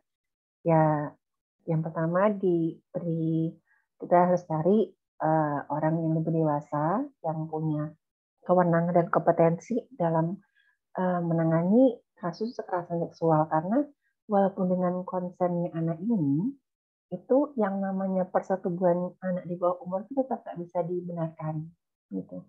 Walaupun pelakunya mungkin juga di bawah umur, dan kadang mereka nggak tahu itu salah atau tahu itu salah tapi ya masa bodoh gitulah ya.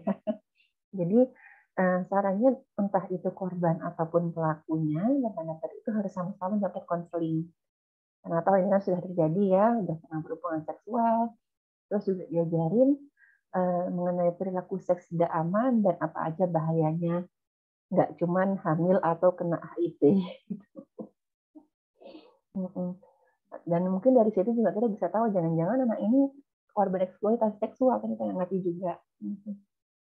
Jadi mungkin pendampingan dari organisasi yang di Kak Yumna itu, wah itu pasti akan sangat berpengaruh untuk keselamatan anak-anak. Oke, terima kasih Dr. Stefani. Dari Kak Yumna mungkin ada pengalaman tentang anak-anak nih? Iya, sepakat sebenarnya dengan Dokter Stefani gitu. Sebenarnya kan pendidikan seksualitas itu tidak hanya misalnya berbicara terkait seksualitas aja, dalam artian seksualitas kan sebenarnya luas ya, maksudnya terkait seks, hubungan seks, itu kan sebenarnya tidak gitu. Bahkan sebenarnya pendidikan seksualitas yang komprehensif gitu, yang maksudnya yang secara utuh itu bahkan membahas sampai ke nilai diri dan juga pertemanan sehat, relasi yang sehat begitu. Apa kaitannya dengan hubungan seks di usia anak misalnya gitu? Yang pertama sebenarnya terkait nilai diri. Ketika anak tersebut mendapat pendidikan seksualitas yang komprehensif, ketika anak tersebut memiliki dorongan seksual, dia akan bertanya kepada dirinya sendiri, dorongan ini datang dari mana? Apakah dari diriku sendiri ataukah dorongan tersebut datang dari orang lain begitu. Yang kedua, bagaimana dengan nilai diriku begitu? Apakah nilai diriku bisa menerima ketika aku misalnya melakukan aktivitas ini, atau sebenarnya diri aku tuh nggak nyaman ketika melakukan ini, tapi dorongan itu tidak bisa terkontrol begitu. Itu yang kedua. Atau yang ketiga, dia sangat paham resiko tadi misalnya ya berbagai resiko misalnya seks yang tidak aman begitu. Dan ketika pun dia ternyata menyadari betul, ya lagi-lagi persetujuan di usia anak itu belum dianggap cakap lah ya untuk memberikan persetujuan gitu. Tapi paling tidak tadi ya gitu, mungkin penanganannya adalah memang pendampingan terhadap anak, menganalisis tadi itu dorongannya ada dari siapa, lalu juga apa yang dia pikirkan terkait aktivitas tersebut gitu. Karena terkadang anak juga sebenarnya nggak paham-paham banget gitu sebenarnya apa yang dilakukan gitu, karena misalnya mereka menyontoh dari apa yang ada di film, lalu mereka punya dorongan seksualitas dan mereka ingin melakukannya begitu, tapi maksudnya belum mengerti secara utuh tentang kejadian tersebut gitu ya. Tadi bahkan kejadiannya aja belum tahu betul, apalagi nilai diri dan juga resiko ya gitu. Jadi memang harus tadi betul kata Dokter Stefani gitu, pendampingannya harus intens untuk mampu ini maksudnya memetakanlah keadaan tersebut dan mungkin memberi gambaran secara utuh ke anak apa sih yang sebenarnya terjadi.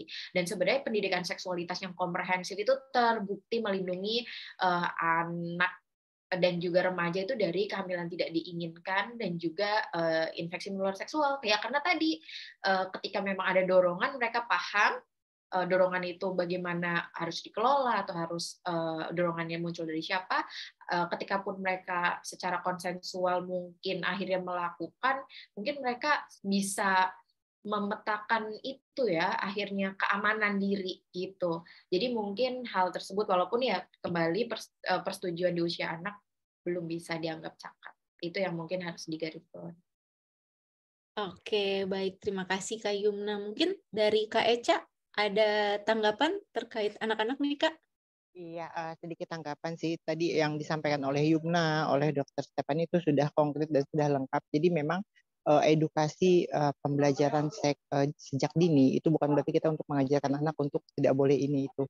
Nah, ini sebenarnya security system untuk anak-anak sejak dini gitu, agar mereka bisa tahu dampak yang akan terjadi jika itu mereka mendapatkan perlakuan tersebut gitu.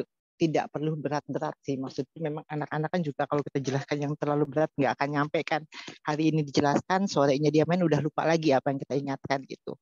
Jadi yang sesimpel mungkin, yang mudah diingat sama anak tuh jadi ya diingatkan saja dampaknya apa jika ada orang lain yang memegang bagian tubuh yang sensitif dari dirinya gitu.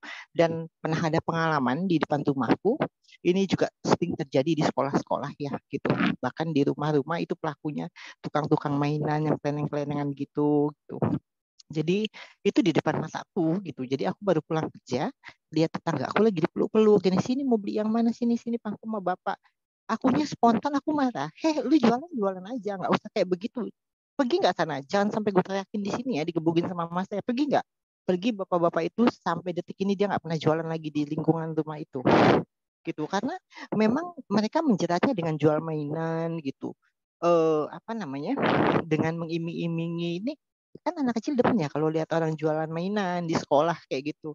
Dia lihat tanpa dia sadari, lepas dari pantauan orang tua. Nah, ini peran orang tua juga sangat penting gitu untuk memantau anaknya di sekolah gitu. Jika dia jajan atau apa gitu, itu yang aku takutkan juga banyak pelaku kekerasan seksual itu di sekolah-sekolah kayak gitu sih. Jadi edukasi apa namanya terhadap protektif diri itu sangat penting banget untuk anak-anak di tahun 2023 ini, karena kejahatan semakin banyak, pengangguran juga semakin banyak, dan itu akan rentan sekali kepada teman-teman kayak gitu sih.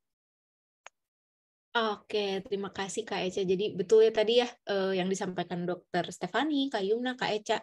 Kebanyakan pelaku seksual itu gimana caranya bisa sedekat mungkin dengan korbannya adalah dengan cara apa ya? Apa nih yang kira-kira sama dengan korbannya gitu kan? Apa nih yang kira-kira bisa kita tarik dari kesukaan korban atau gimana sehingga masuknya melalui celah-celah itu gitu. Oke, Dokter Stefani, Kak Yumna, Kak Eca, mungkin saat ini kita akan memasuki waktu diskusi ya dengan teman-teman juga. Tapi sebelumnya mungkin dari Dokter Stefani, adakah kasus yang mau dibahas, Dok? Kalau dari saya itu tadi kemarin itu sempat ada yang mengisi di Google Form. Itu mungkin sama dengan yang di chat ini ya. Jadi ada korban kekerasan seksual, dia cuma punya satu bukti, dan itu kejadiannya di rumah gitu. Dan di sini kalau saya lihat itu yang sama dengan dari Larry ini ya, Larry tidak ada memar ataupun luka. Oke, jadi misalkan harus terbukti tidak cuma dengan perkataan saja benar, yang harus dilakukan tim forensik itu untuk membantu korban apa. Oke, nah kalau dari kedokteran forensik itu misalkan sudah tidak ada kekerasan fisik, itu ya kadang-kadang saya dengan sangat-sangat berat hati saya bilang ya memang nggak ada buktinya gitu. Tapi kalau yang namanya kekerasan seksual itu kan tidak hanya berdampak pada fisik, ya. Jadi boleh kita rujuk ke psikolog, ya psikolog atau psikiater. Walaupun prosesnya pasti akan lama dan juga nanti kompleks. Nah, tapi nanti biasanya selama berjalannya waktu pasti akan ditemukan bukti kok, karena memang tidak ada kejahatan yang sempurna. Itu pasti akan meninggalkan jejak, pasti akan meninggalkan bukti. Lalu apakah bukti itu nanti bisa di pengadilan? Itu ya itu urusan nanti di pengadilannya. Itu kita bisa minimal saat itu kita menunjukkan pada korban kalau korban itu nggak sendiri gitu.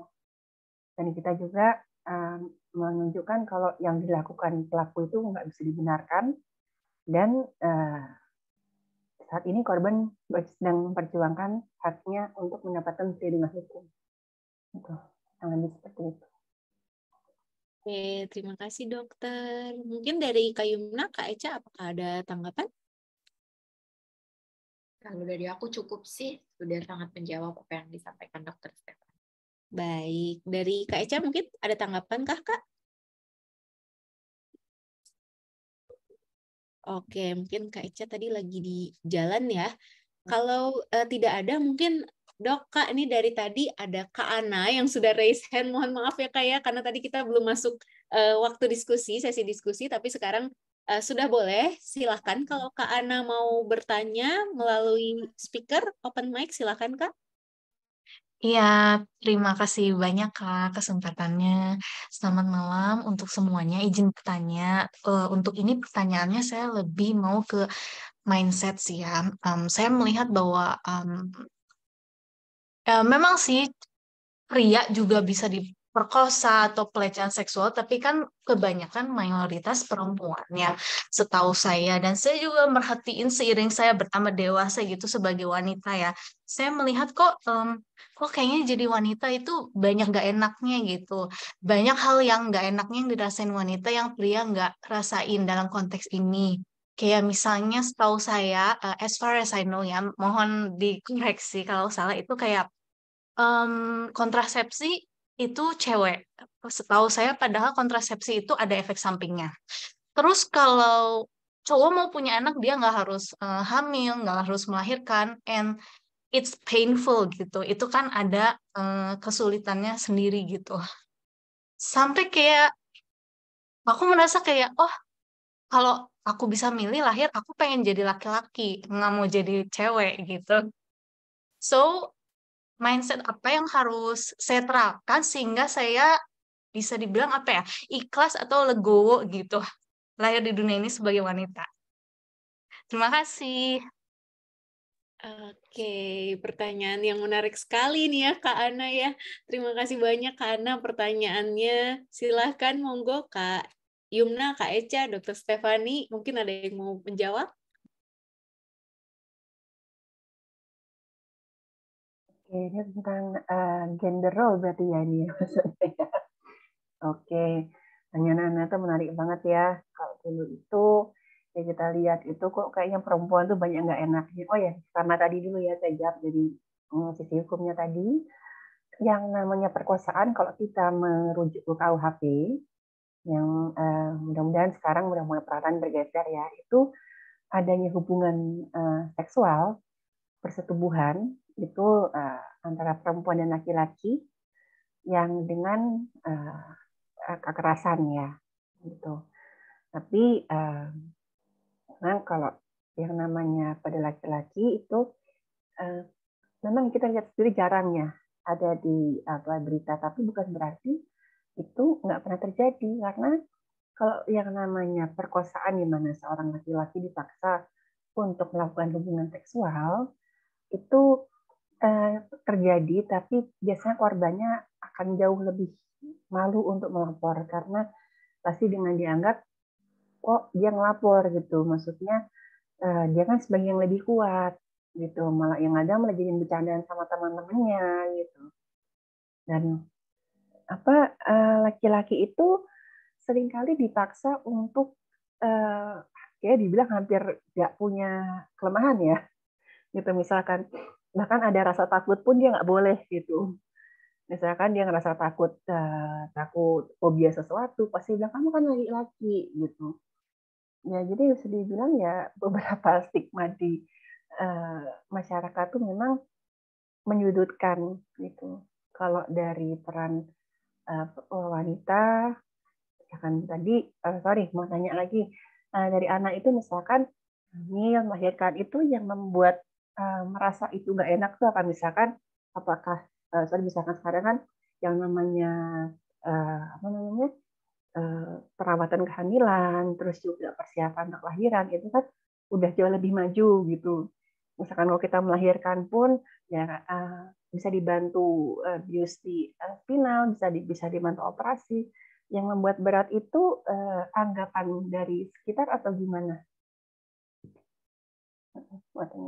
Oke, saya belum pernah hamil dan melahirkan sebelumnya, tapi as far as I know that setahu saya jarang ada yang bilang kalau oh ngelahirin itu susah loh, ngelahirin itu sakit banget.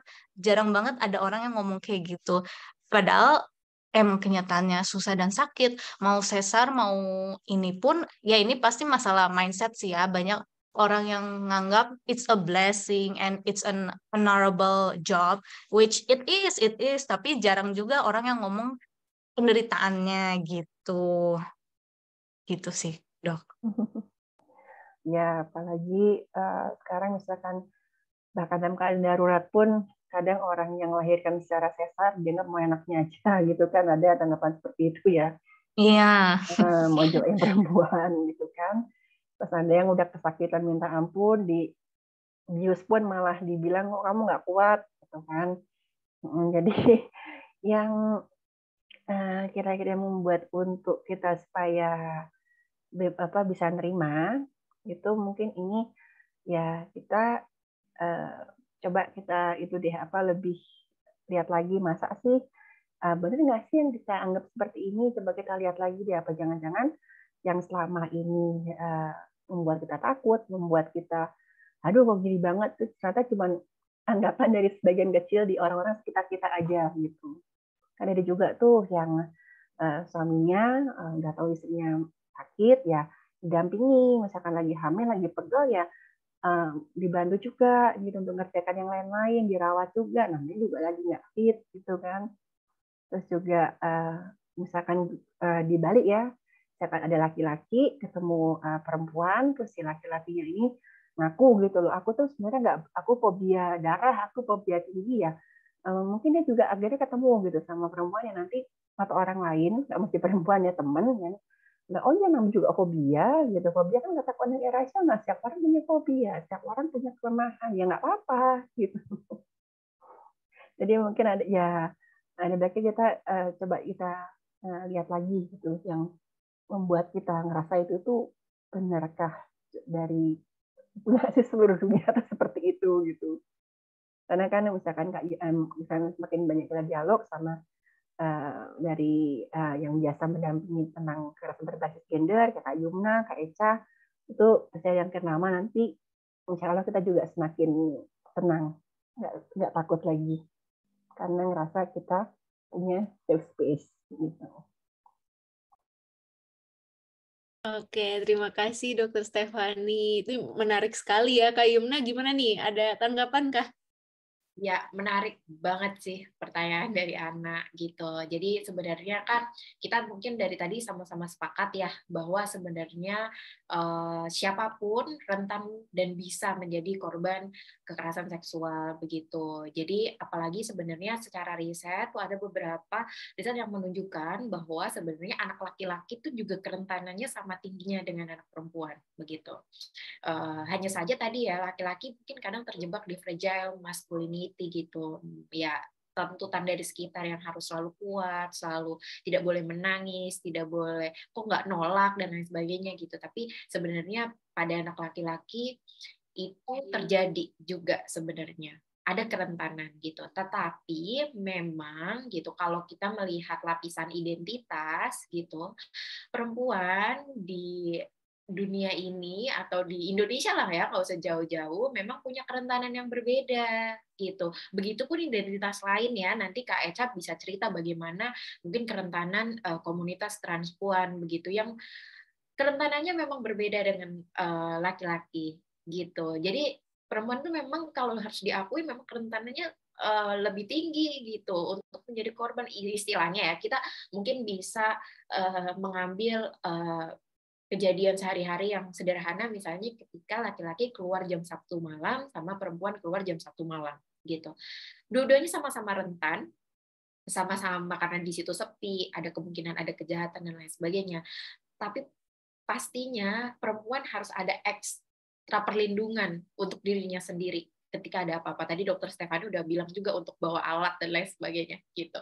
Karena mungkin dianggap tadi ya lemah mungkin dan padahal sebenarnya kita nggak lemah-lemah juga gitu loh, gitu sebenarnya nggak lemah-lemah amat gitu, emang enggak gitu kan maksudnya.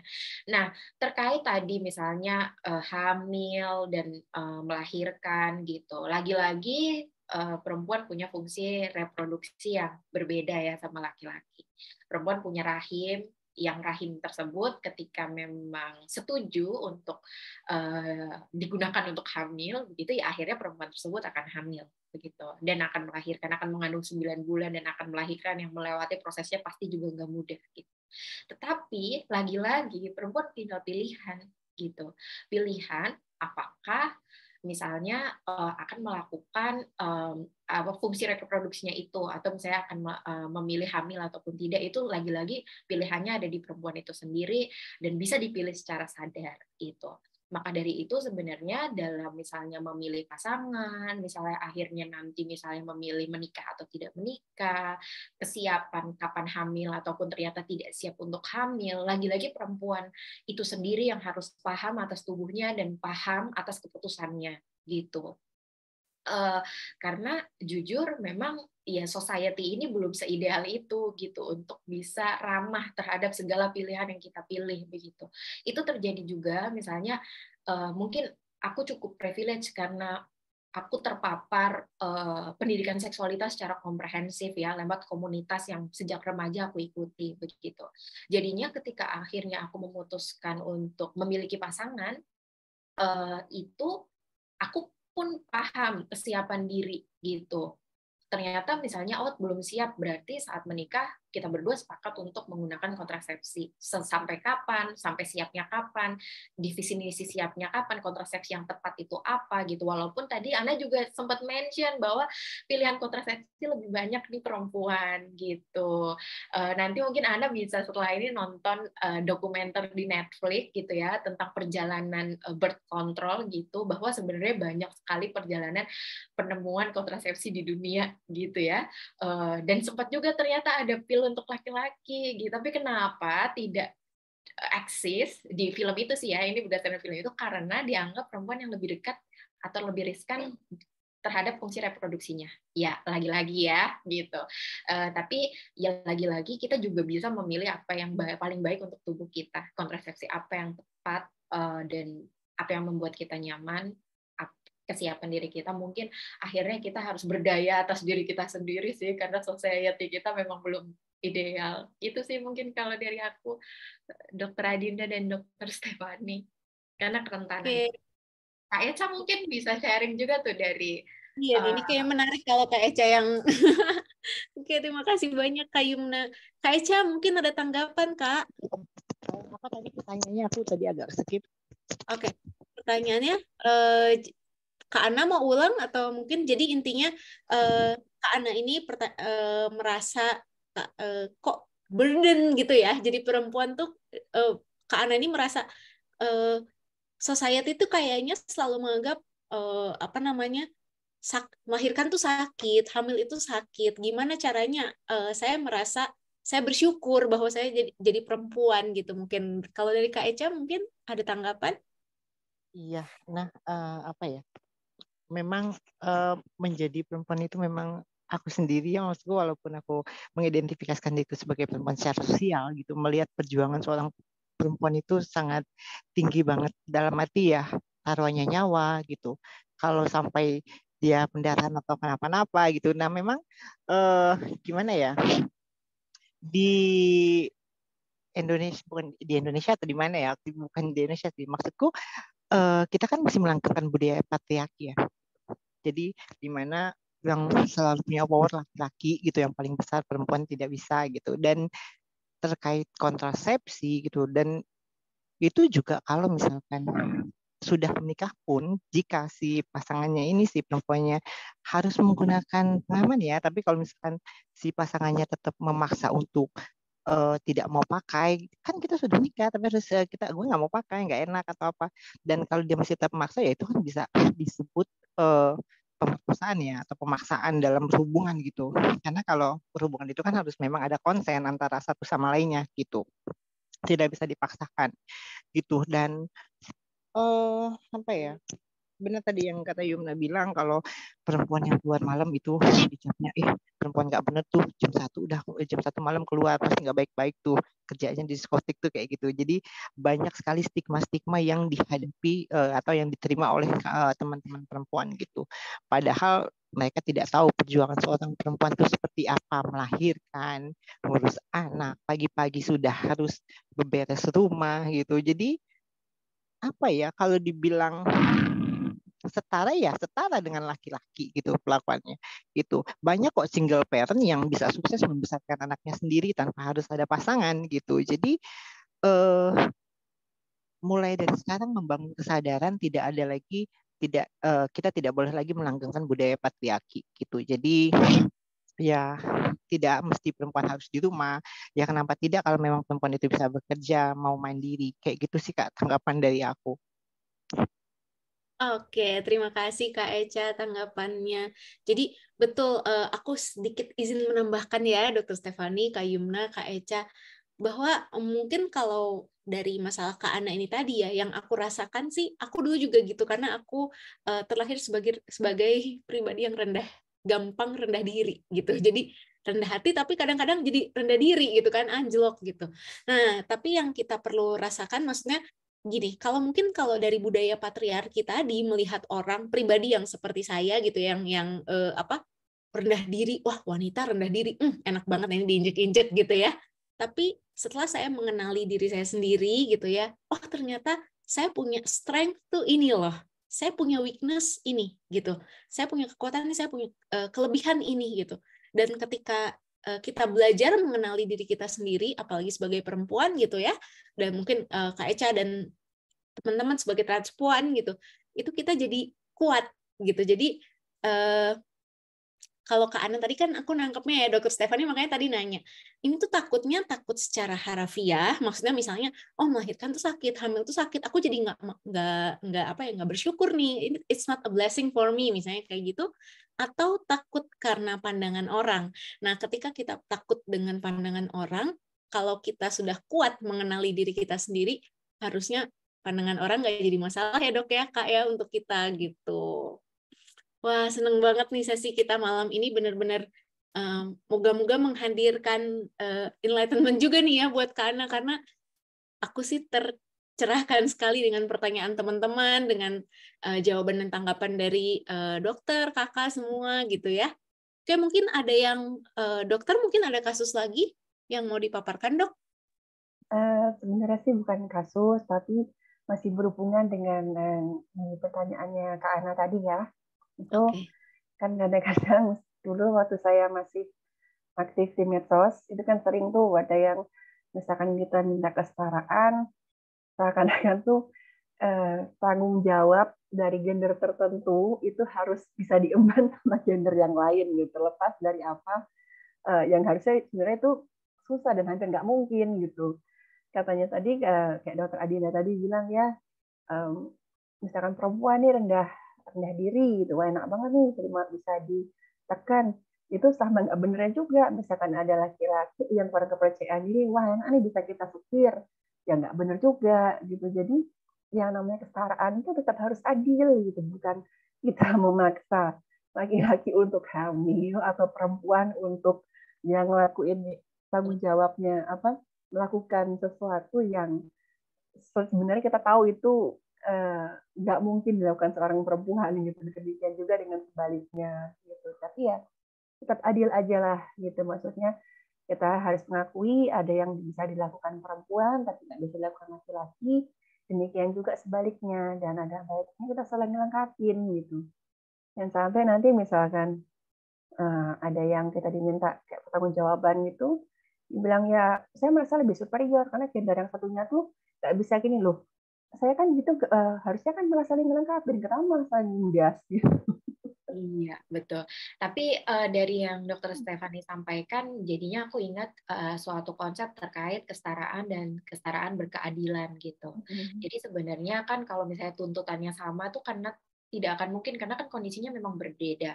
Makanya kadang kenapa perempuan juga butuh seperti kadang afirmasi action ya, atau aksi afirmatif begitu. Misalnya kita ada cuti melahirkan, lalu juga ada cuti haid begitu, karena memang menstruasi datang setiap bulan dan itu tidak nyaman untuk perempuan. Terus lain itu misalnya karena di ruang publik perempuan masih terbatas, misalnya jumlahnya, jadinya ada kursi-kursi yang memang khusus diperuntukkan untuk perempuan begitu, karena pada dasarnya memang ada kebutuhan tadi kesetaraan dan kesetaraan berkeadilan tuh beda. Ketika berkeadilan kita benar-benar fokus ke kebutuhan masing-masing orang dilihat dari identitas yang dimiliki gitu ya, Dok. Jadi memang benar-benar tidak bisa sama, tapi bagaimana sih kita bisa menciptakan tadi kesetaraan yang adil gitu untuk identitas ataupun gender masing-masing. Sepakat, Dok.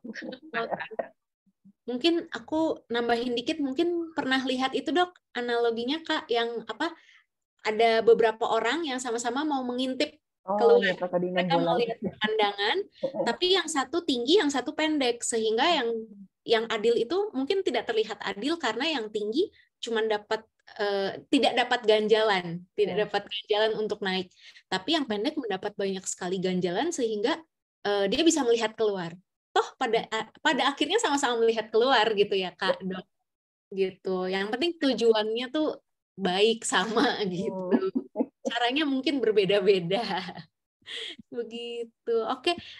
Mungkin ada lagi dokter yang mau dipaparkan dari kasusnya. Kalau dari kolom chat sih sepertinya tadi dari Kak Leri ini tadi sudah dijawab ya Dok ya, yang korban tidak cukup bukti, hanya orang tuanya ingin melapor, tapi apa yang harus dilakukan tim forensik untuk membantu korban agar mendapatkan bukti yang valid ya? Kalau hanya dipegang gitu, tapi kan sudah termasuk pelecehan gitu. Ya, tadi saya tekankan ya, Mas, kadang-kadang kita tahu ya namanya sistem peradilan di Syria itu kadang outcome-nya itu nggak seperti yang kita bayangkan. Gitu. Kadang-kadang udah jelas ada buktinya, ternyata si pelakunya masih bisa bebas. Gitu. Dan dengan satu dan lain hal ya, saya harap di sini dari teman-teman yang dari Fakultas Hukum, mudah-mudahan nanti setelah lulus bisa memperjuangkan keadilan. Ya. Amin, mudah-mudahan ya Dok. Kita bersyukur sekali ya Kak ya Dok ya, malam ini banyak sekali dari teman-teman Fakultas Hukum Universitas Pekanbaru ya, Palangkaraya, mohon maaf, Palangkaraya tadi bergabung.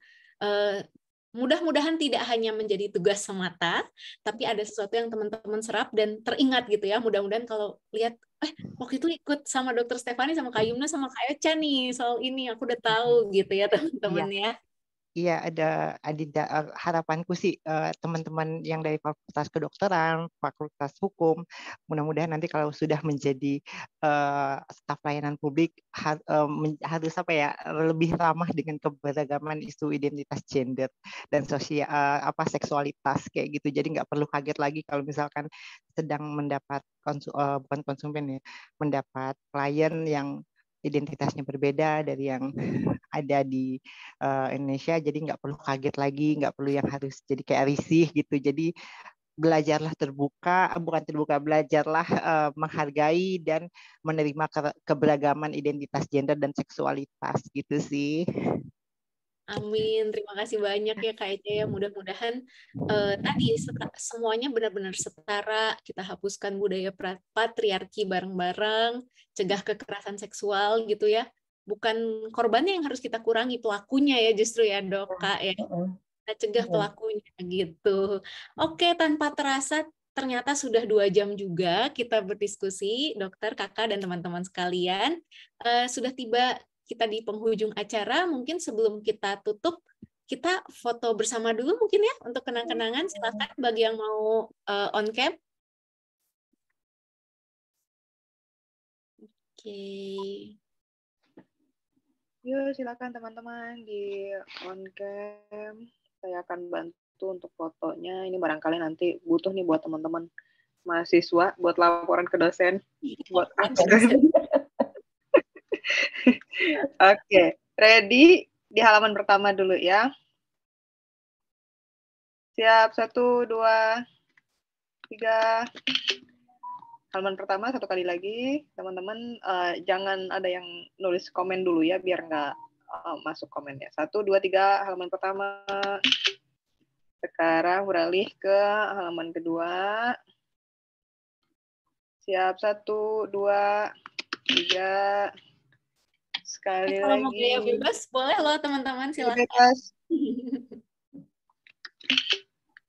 Oke.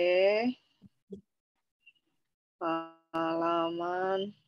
Oh, udah. Cuma 2 halaman aja kita. Oh, udah. Oke. Terima kasih banyak teman-teman. Terima kasih Dr. Stefani, Kak Yumna, Kak Echa. Betul-betul ilmu. Sehat kalian semua ya. Makasih sudah dilibatkan dalam kegiatan ini. Mudah-mudahan nanti bisa sharing lagi. Teman-teman mahasiswa, semangat kuliahnya. Kalian harus lulus dan menjadi penerus-penerus bangsa yang sayang sama semua orang ya, setara sayang. Betul. Semoga kuliah kalian lancar sampai kalian menjadi orang yang membanggakan orang tua kalian. Gitu. Terima kasih juga Dr. Stefani, Dr. Adinda, Kak Echa, Dr. Sandra atas kesempatannya. Iya, Dr. Sandra, terima kasih. Dr. Sandra. Terima kasih semua, Dr. Stefani. Dr. Sandra, thank you. Kak Echa, terima kasih. Ya, Teman-teman nanti kita berinfo lagi di grup. Nah, Dr. Stefani barangkali nanti bisa di-share PowerPoint-nya yang bisa di-share ke teman-teman yang mana dalam bentuk PDF supaya bisa menjadi bahan bacaan teman-teman. Oke. Oh iya, Silakan, Linda ditutup. Oke, teman-teman, aku lupa izin info satu lagi untuk teman-teman yang masih stay. Di YouTube Dokter Tanpa Stigma, di akun YouTube Dokter Tanpa Stigma, itu sudah banyak video-video edukatif ya, Dok ya, Dokter Sandra, untuk pencegahan kekerasan seksual juga, kemudian gimana sih cara kita mengenalkan aktivitas seksual, identitas seksual, kemudian aktivitas seksual juga yang sehat seperti apa, gitu-gitu ya, untuk anak-anak juga ada, nanti teman-teman bisa kunjungi, bisa belajar bareng-bareng juga di situ ya. Oke, terima kasih banyak teman-teman untuk kehadirannya. Sampai jumpa di seri webinar Dokter Tanpa Stigma selanjutnya. Terima kasih, sampai jumpa. Selamat malam. Terima kasih semuanya. Yumna, Kak Eca, Dr. Stefani, Adinda makasih ya. Kak Sandra, Dr. Stefani, Kak Yumna, Kak Eca. Izin pamit. Ya, makasih ya semuanya. Terima kasih. Iya, silakan. Din, thank you ya. Iya, thank you juga dok. Makasih, maaf belibet lidah. Nggak apa-apa, udah keren banget kamu. Asik, kita seru malam ini. Seru-seru dok. Mudah-mudahan nanti aku stop recording dulu.